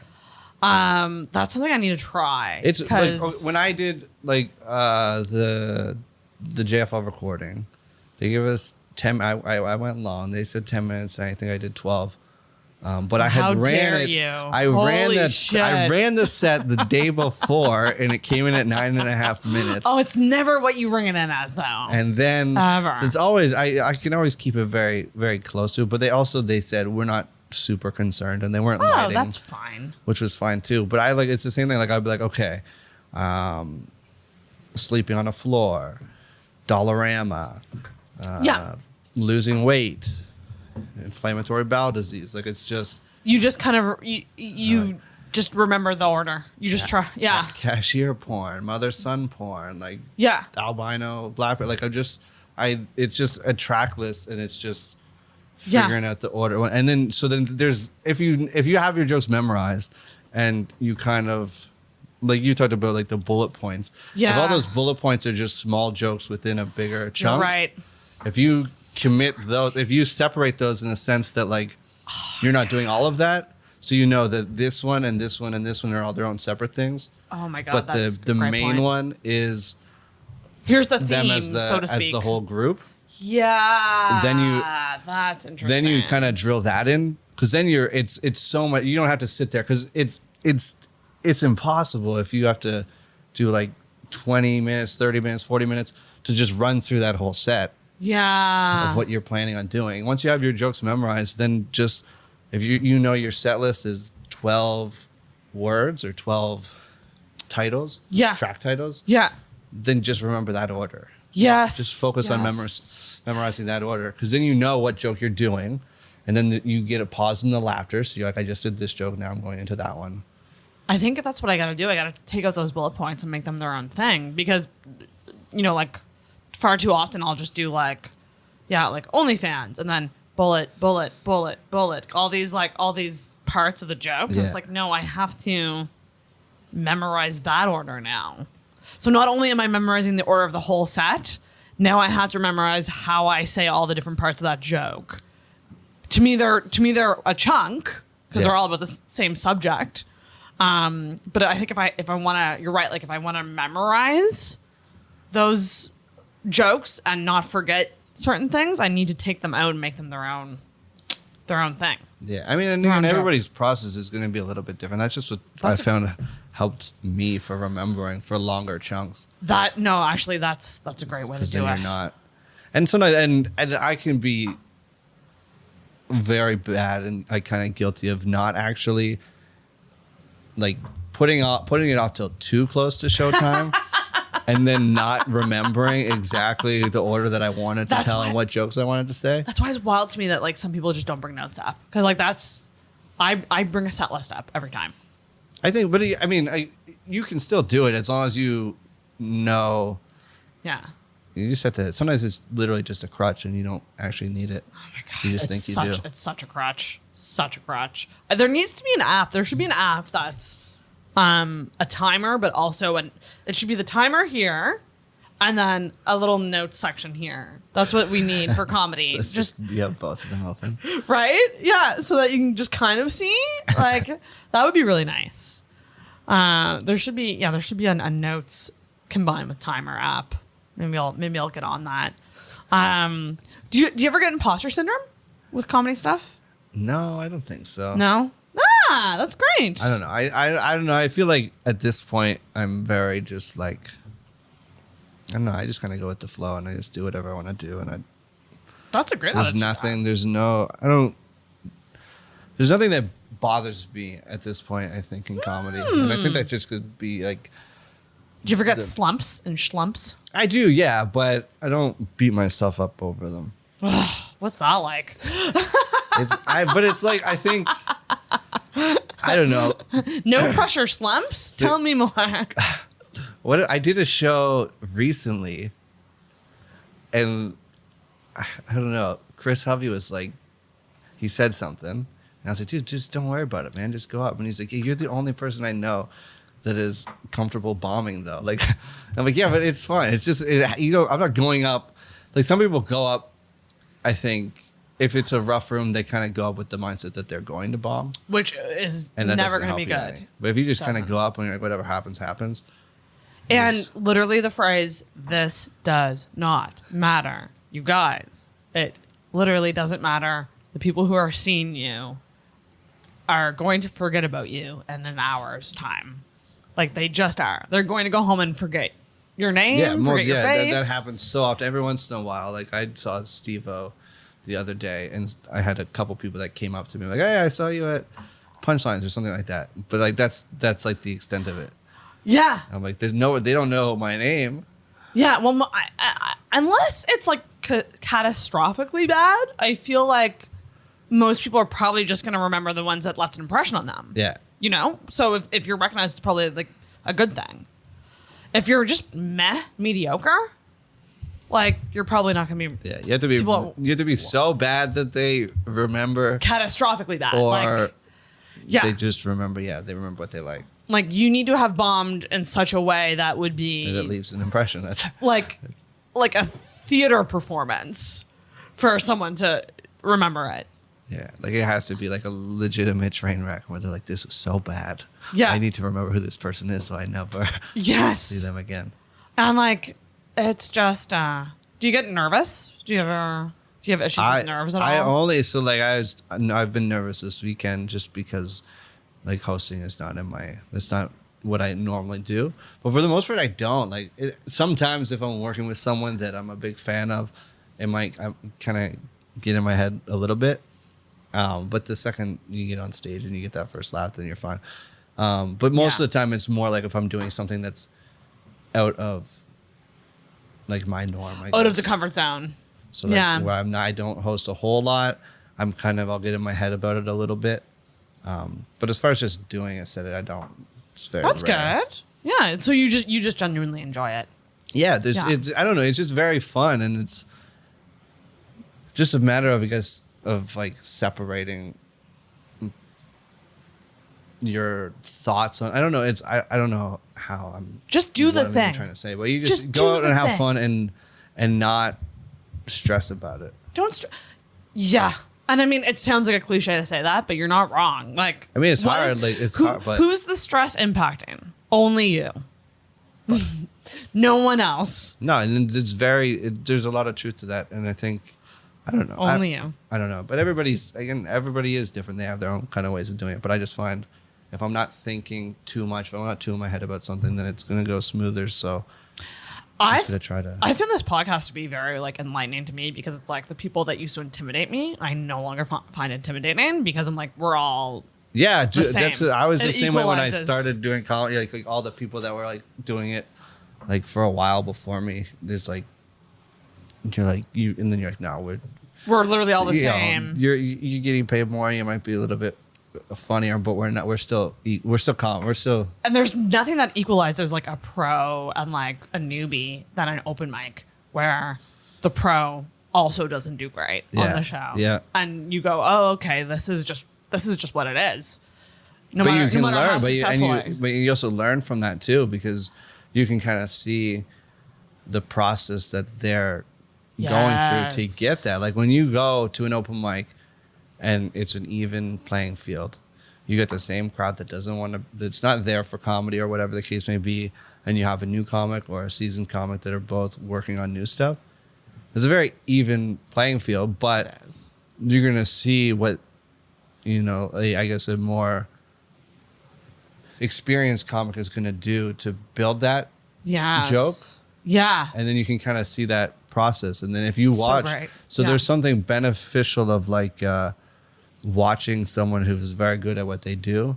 Oh my God. And when you see the early versions of a joke and then where they get it and you kind of see the process that they take, because then you can use that. You can use that. And that's why, go to shows. And that's the other benefit of comedy in the Maritimes. Yeah. Because there's not a million shows.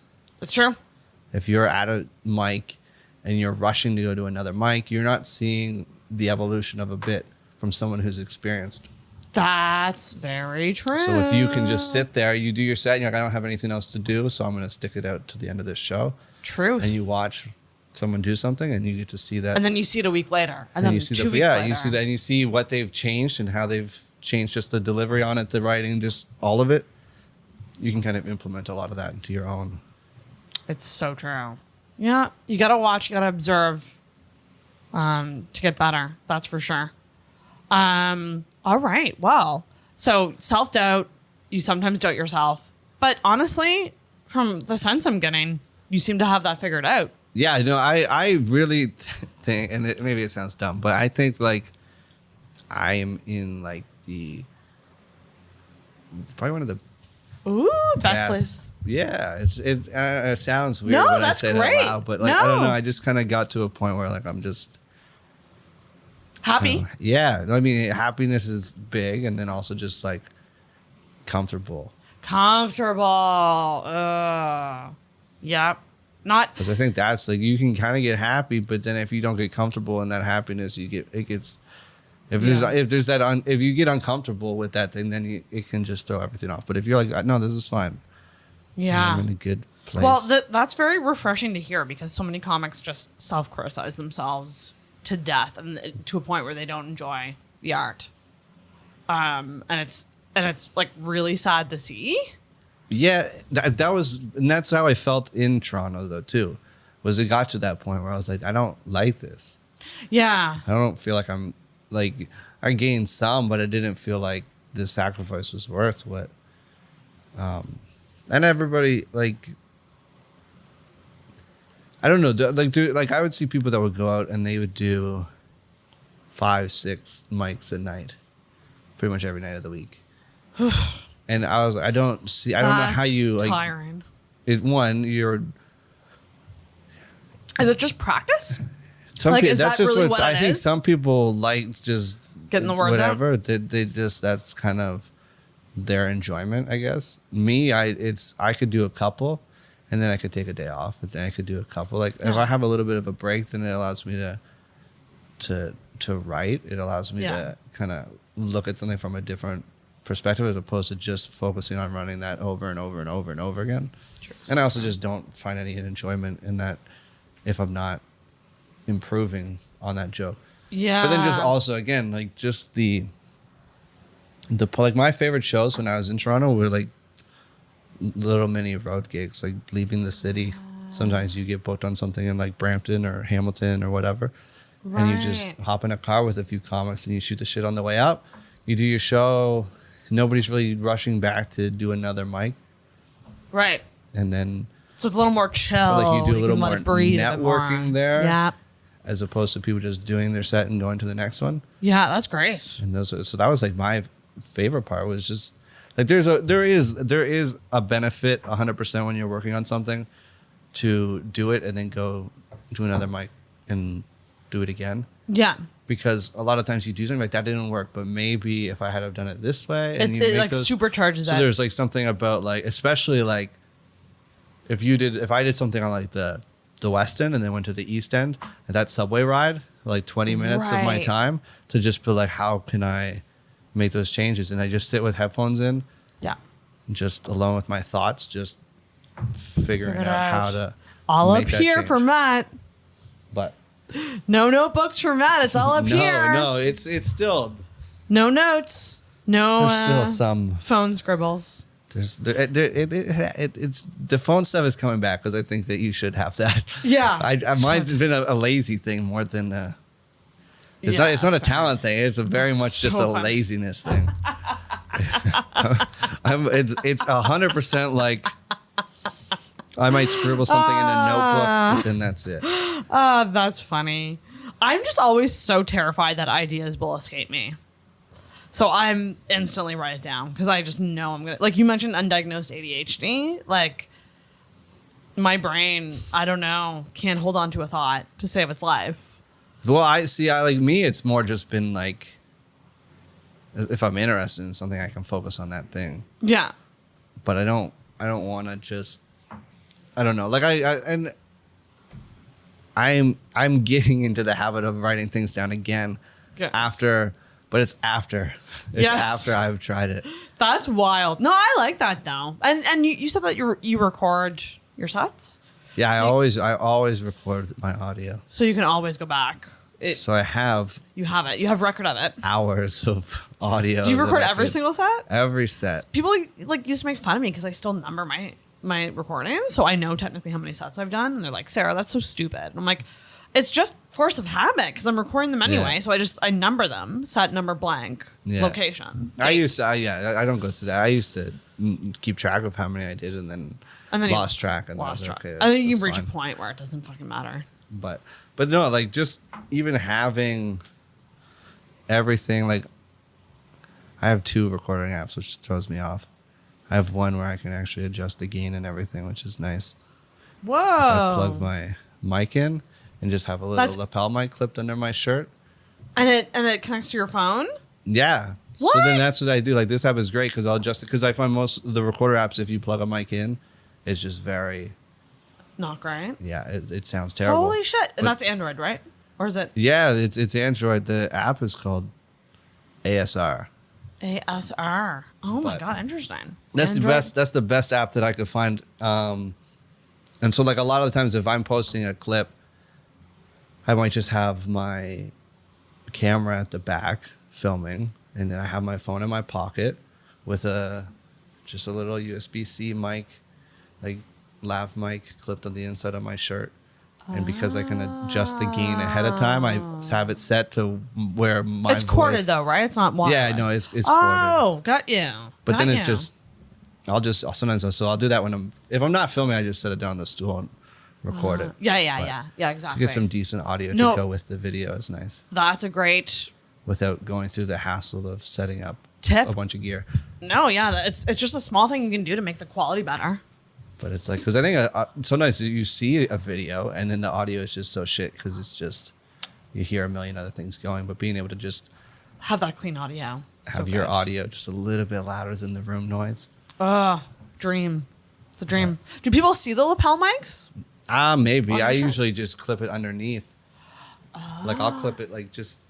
And you can still just hear? In there, and then I can still hear. But I learned a lot of that too from working in the film industry with where they hide. Because they'll have like your shotgun mic boom when they're filming, but most talent in film has a little lav mic clipped and then hidden somewheres on them. Sometimes they put it up in their hair if a girl's got a bun on. It's like if you see someone and she's got like I don't know where she would hide that. It's usually up in her hair somewhere. No way. Oh, that's fascinating. I always wonder that. Interesting. Oh, we're learning things tonight. That's great. All right. Well, we're gonna wrap it up with the last segment, which is the one that's most likely to get us canceled. No one said anything too controversial yet. Oh yeah, this one. Okay. Do you have an unpopular opinion? Don't hate me for this, but it's time for an unpopular opinion. I was just gonna say I like pineapple on pizza. That's such a white girl answer. I fucking love pineapple on pizza. Because there's nothing like, I mean, I am so like, as far as like anything controversial, like I have my opinions, which I don't think are opinions that would offend most people. Yeah.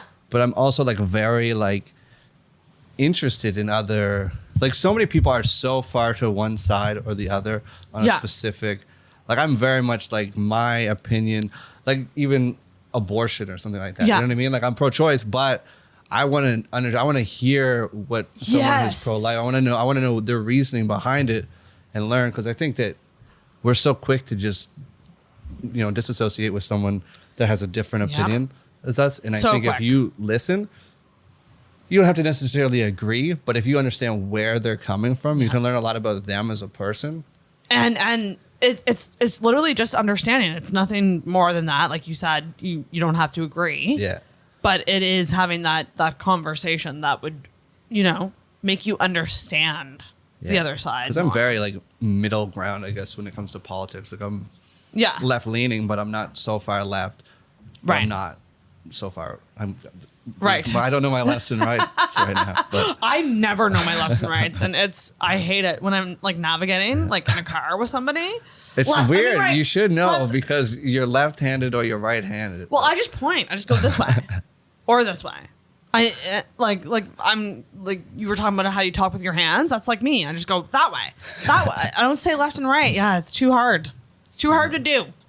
Yeah, no, I understand that. I always think with this podcast too, I'm like, what would my unpopular opinion be? I feel like I'm just trying to think. Do I even have any? I don't even know. But pineapple on pizza is something people put in their dating apps a lot, dating profiles a lot. I'm pretty sure it's in mine, and I gotta take it out because it's just so. Every girl has it or everyone has it. Like, don't get me started on pineapple on pizza. I will say, if you like pineapple on pizza, try pineapple on nachos, and your mind will be nachos. I've had blown. pineapple on a burger, which is really good. Like the sweet and savory, just, it goes good together. It does pair very well. So like a good cheesy thing of nachos with like a lot of veggies on it. Throw some pineapple on there and some hot peppers. You gotta have the hot peppers too. I stay away from. Oh, that's fair. That's one of those things. That's one of the hardest. That was one of the hardest things for me to adjust because I do like spice. Oh. But now it's like I'll eat it. I'm like, this tastes good, but I know that it's gonna ruin my week.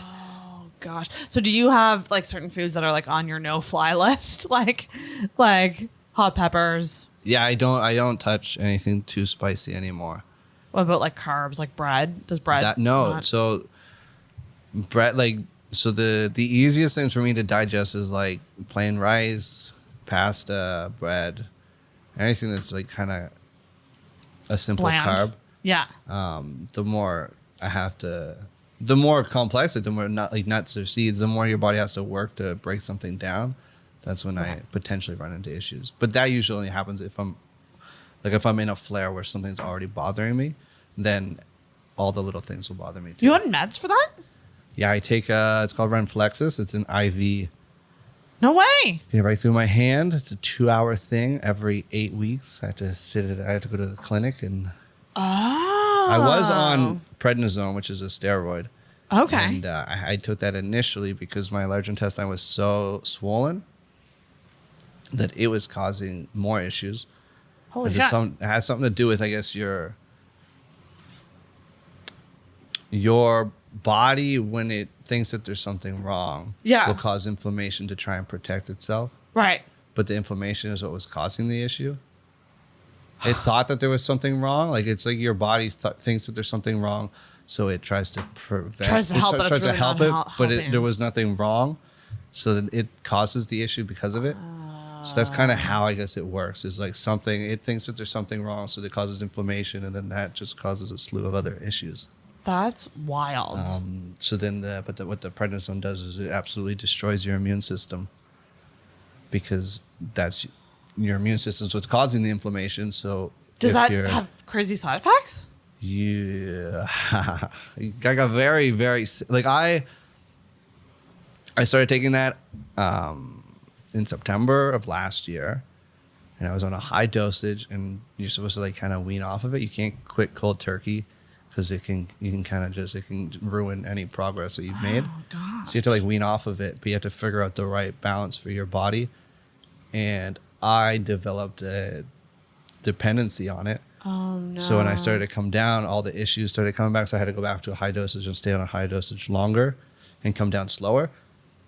And it basically just destroyed my immune system. So all the little things would bother me. And then there was like weird side effects. Like it caused like electrolyte imbalances, and I'd get like cramps and Charlie horses and stuff like that. Oh. My hands would like lock up sometimes. Oh my God. It was like rough. And then Charlie horses. And then I got sick. I got very sick in November. And I didn't work for 2 weeks. And then I came back to work for a month. And then I got COVID at Christmas, and I was out for 3 weeks.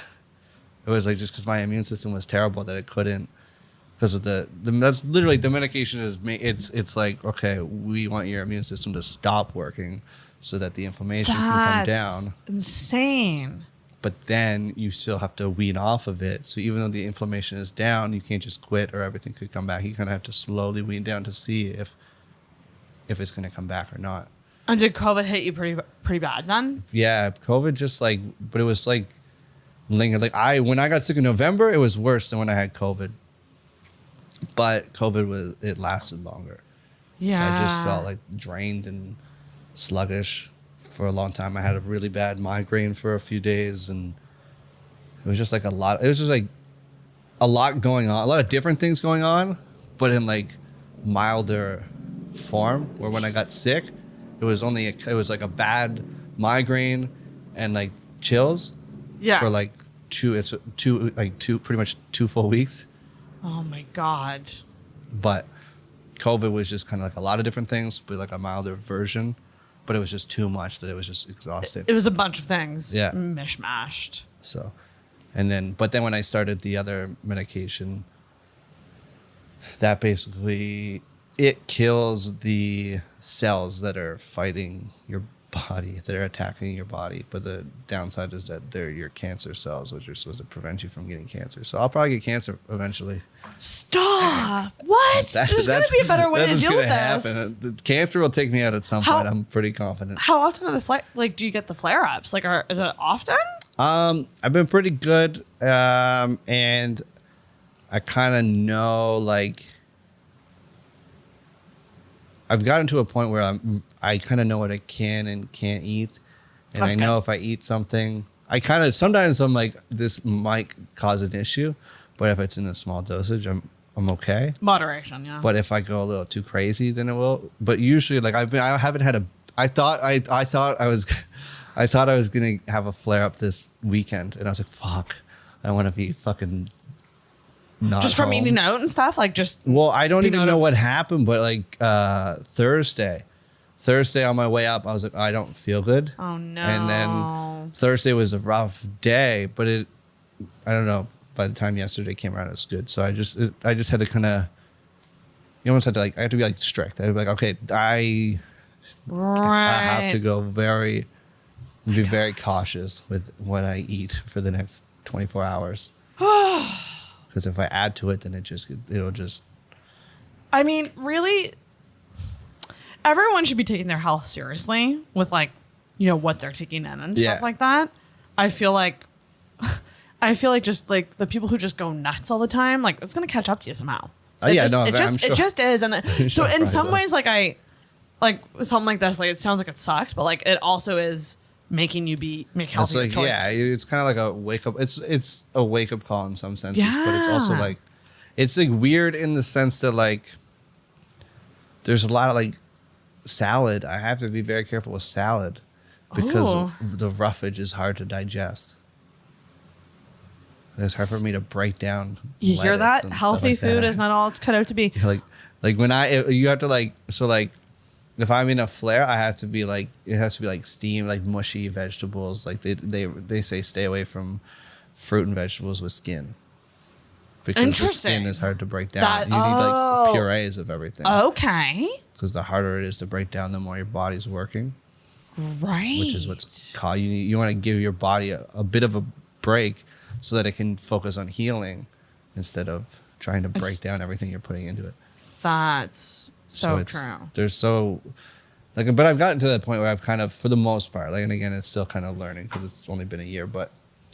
What the fuck was I going to, I literally had just had a thought. Did you have to fight for your diagnosis? Like, did you find getting that diagnosis, hard to get in terms of like the healthcare system? No, everything was so easy for me. Once I got into my family doctor, and he kind of, I had all of the blood work and stool samples and all that fun stuff, which just basically told me that I didn't have all these other potential things. They're like, okay, you don't have liver disease or kidney disease or anything like that. It's not an infection. So just kind of that eliminated all of the other possibilities. So that is when they referred me to the specialist. And then from there, she was pretty much just like, this is probably what it is. It's probably Crohn's or colitis. Don't know which one. We'll do the colonoscopy. That'll let us know where the inflammation is. And then from there, it was just like, all right, on this medication, sign up with the New Brunswick drug plan. Right. Colonoscopies, you can get some answers. Yeah. There's for me, it was actually very smooth, but some people do have issues. I think sometimes it just depends on. Yeah. I think my family doctor was very beneficial because he was very much like he reached out personally to the my gastroenterologist. Right. And as opposed to just being like, all right, just fax this to so-and-so and they'll get to it when they get to it kind of thing. That's good. Well, Like, it was having a just good like doctor will talking do to- wonders. Yeah. Talking to them specifically and being like, can you get this person in? So I got in very cool. Like I was like, by the time I got like into the doctor and then did all my tests and stuff like that and then was in to see the specialist, it was like maybe 3 weeks apart, if that. Like it was very like, it was pretty much like got the results back, got referred to the specialist, got called by them within a few days of that, got an appointment set up. That's good. So it was, That's good. but there are, I know there's people that have been dealing with shit for a long time that still don't have any answers. So it's, Hang in there. Well, that's the tricky thing, right? When you know something's wrong and like it's not moving forward in any way. It's like, you gotta like get second opinions, third opinions, fifth, you know what I mean? Like you just have to keep going. It's just like so fucking. and I think kind of to go back to like, I guess my headspace on everything, I think a lot of that stemmed from my diagnosis because it fucked with my mental health so bad at the beginning because of just everything, like deficiencies in different vitamins and just like, and then just feeling like not wanting to go in public because you need a bathroom close by. Like there's just so many things like that. Like, so once I kind of got to a spot where I felt like I had a little bit more control with everything. It helped a lot. It helps confidence. Yes. I imagine in a lot of ways. And then I started dating someone and she's great. She's very cool with everything and she'll bust my balls about it. And I can talk to her like a comic. Oh, which is a great thing.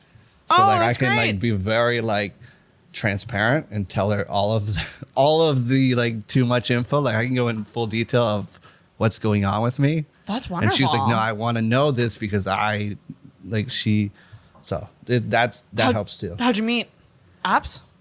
No, I met her a long time, like maybe 10, 11 years ago. Oh, holy shit. But this summer we just kind of like reconnected. You were like friends or like yeah, like so like my cousin and her were like friends and we kind of met through that. And then she's kind of she would come out to shows a lot.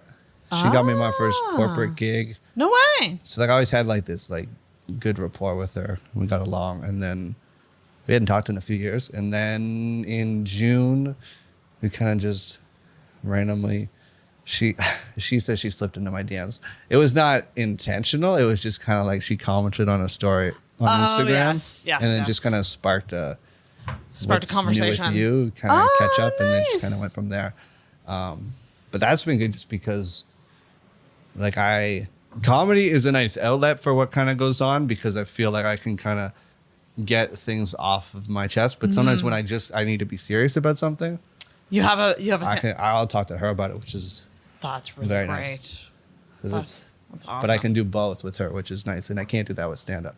No. Right? If I just go out, that's very Chappelle like, where I'm like, there's no jokes there. You're just talking about stuff. Yeah, no, that's wonderful. So like to have someone you can be kind of both sides of you with kind of thing. That's great. So, oh my gosh, more people should have that. It's very beneficial. Oh my goodness. Well, thank you so much for doing this, Matt. This was lovely. And please let people know where they can find albums. Oh, what's the name of your album again? It's no one asked for this? nobody asked for this. Nobody. I love that name. That's great. It's such How'd you come up with that? Because literally nobody asked for it. I wrote that a year into. I did that a year into comedy. It was basically like every joke that I wrote in the first year of comedy. That's wild. And all of your Halifax people gave me shit about it after. Nobody said did they? anything. After?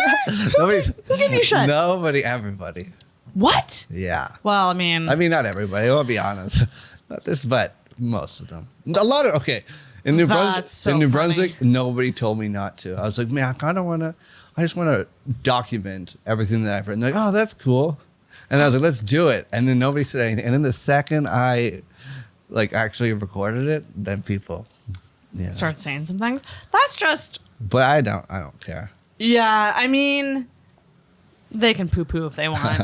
You did it and you have it now. And it did really well on Spotify. yeah, there you go. Fuck. That's more than what a lot of people can say like I have like for what they've done. Over 100,000 track streams Oh, between every show. So That's I'll pretty take fucking that good. because I actually made money off of Spotify, which did I you think is so really? rare. Oh shit! Not a lot, but I think I was probably sitting close to $1,000 in royalties. And that's a year in. You know, so Yeah. your next one that you do. The next one Will be will even hopefully better. be better. If it's not, I would be very. Do you know what you might want to? I always wonder about album titles with comics. Do you know what the next album title might be? I don't know. Like I've thought of so many different. James Mullinger told me I should call it Homeless Twins because I do a joke about homeless twins, and he thought it was, and he said he loves that joke. But I don't know. I don't know if I want to. I don't want to name it after a bit in the. No. Yeah. Because then I feel like if that joke's not the best joke, then you're like, well, why'd you call it that? It's like a movie title. It's Yeah. like some movie. Yeah. So I don't know. I have no idea, and I don't know.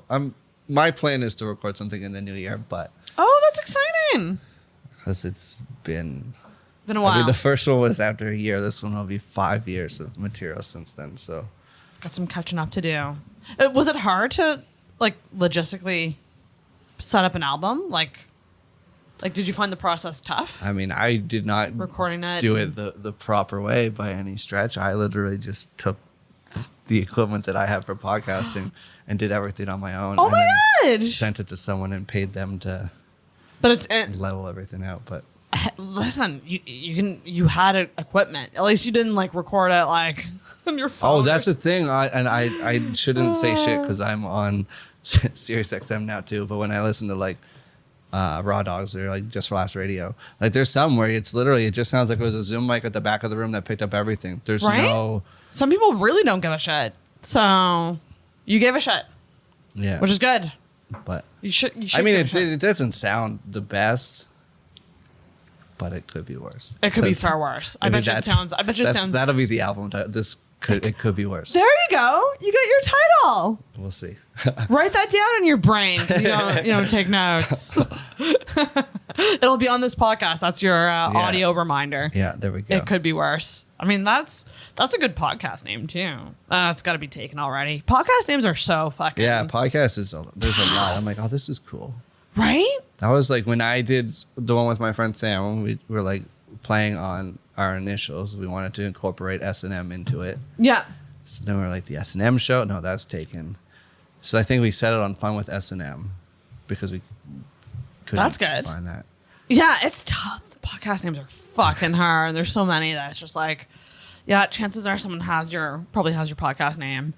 Tough to come up with. But yeah, thanks so much for coming on, buddy. This was great. Yeah, great this was nice. great getting to know you. And everyone follow Matt. He is the real fake. Hang on, I know your Instagram. Is it the real fake Matt Keenan? It's just real fake Matt Oh, I got it mostly right. or real fake Matt K on some. Real fake Matt K, Instagram, Twitter, Facebook. Follow it. Follow him on the platform he hates the most, Facebook. Yeah, dude. Nobody follows on Facebook. They just send friend requests. You I don't do have. have a page. But Oh, do nobody, you? Most people just go to the friend request. I find that so strange. Yeah, it's like no, we're not friends. Like the page, bitch. Yeah, just go to Instagram. That's where I post more. I just end up posting things to Instagram and then sharing it to Facebook. And also TikTok. Yeah, yeah. I gotta get better at TikTok. No, But yeah, you're doing something. yeah. A lot of comics don't do anything. And, not that there's a hierarchy, but it's good that you're putting stuff out there. But there's ways to you benefit from it. You definitely So, benefit from it. Some people it's hard to me. Like I don't think that you are allowed to complain if you don't try, yourself out there. If you don't do all the different things. You're like, why is nothing's good is happening to me, but you're also not trying to make anything good happen to you. And nothing bad will come from like having a presence online. So there you go. I mean, Dave did mention that a lot of the comedy festivals are going to start getting stricter with the jokes that you're allowed to use because of TikTok. They want that exclusive Because of clips. rights because of clips and stuff. So I don't know that's when interesting. that'll be. Like I thought about submitting to Winnipeg this year, So I reached out to them about whether or not I could use anything that I did on the Just for Laughs thing, because the Just for Laughs thing, they have exclusive rights for 6 months, but it was 6 months from the recording date, and that was in early May. Huh. So we're already a few months out of that. So That's interesting. And the Just for Laughs originals that Matt is on is the Stand Up Atlantic. yeah, And it's called Dirty Dank Data. yeah, that's one of Sean Hogan's jokes. Dirty Dank Data.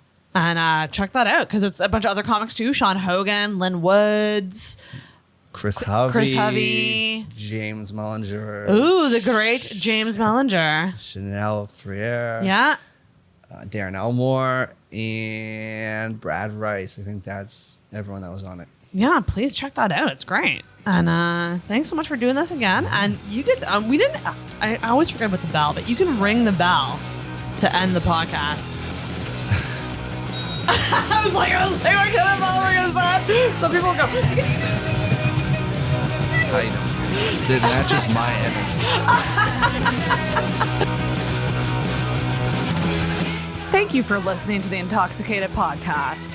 If you enjoyed this week's episode, make sure you subscribe on whatever podcast app you use and leave a rating or review on Apple Podcasts. You can also give us a follow on Facebook and Instagram at Intoxicated Podcast and check out our video episodes on the Intoxicated YouTube channel. Until next week, feel hard and talk hard. Intoxicated Podcast is hosted and produced by Sarah McClellan and brought to you by the messiness of life.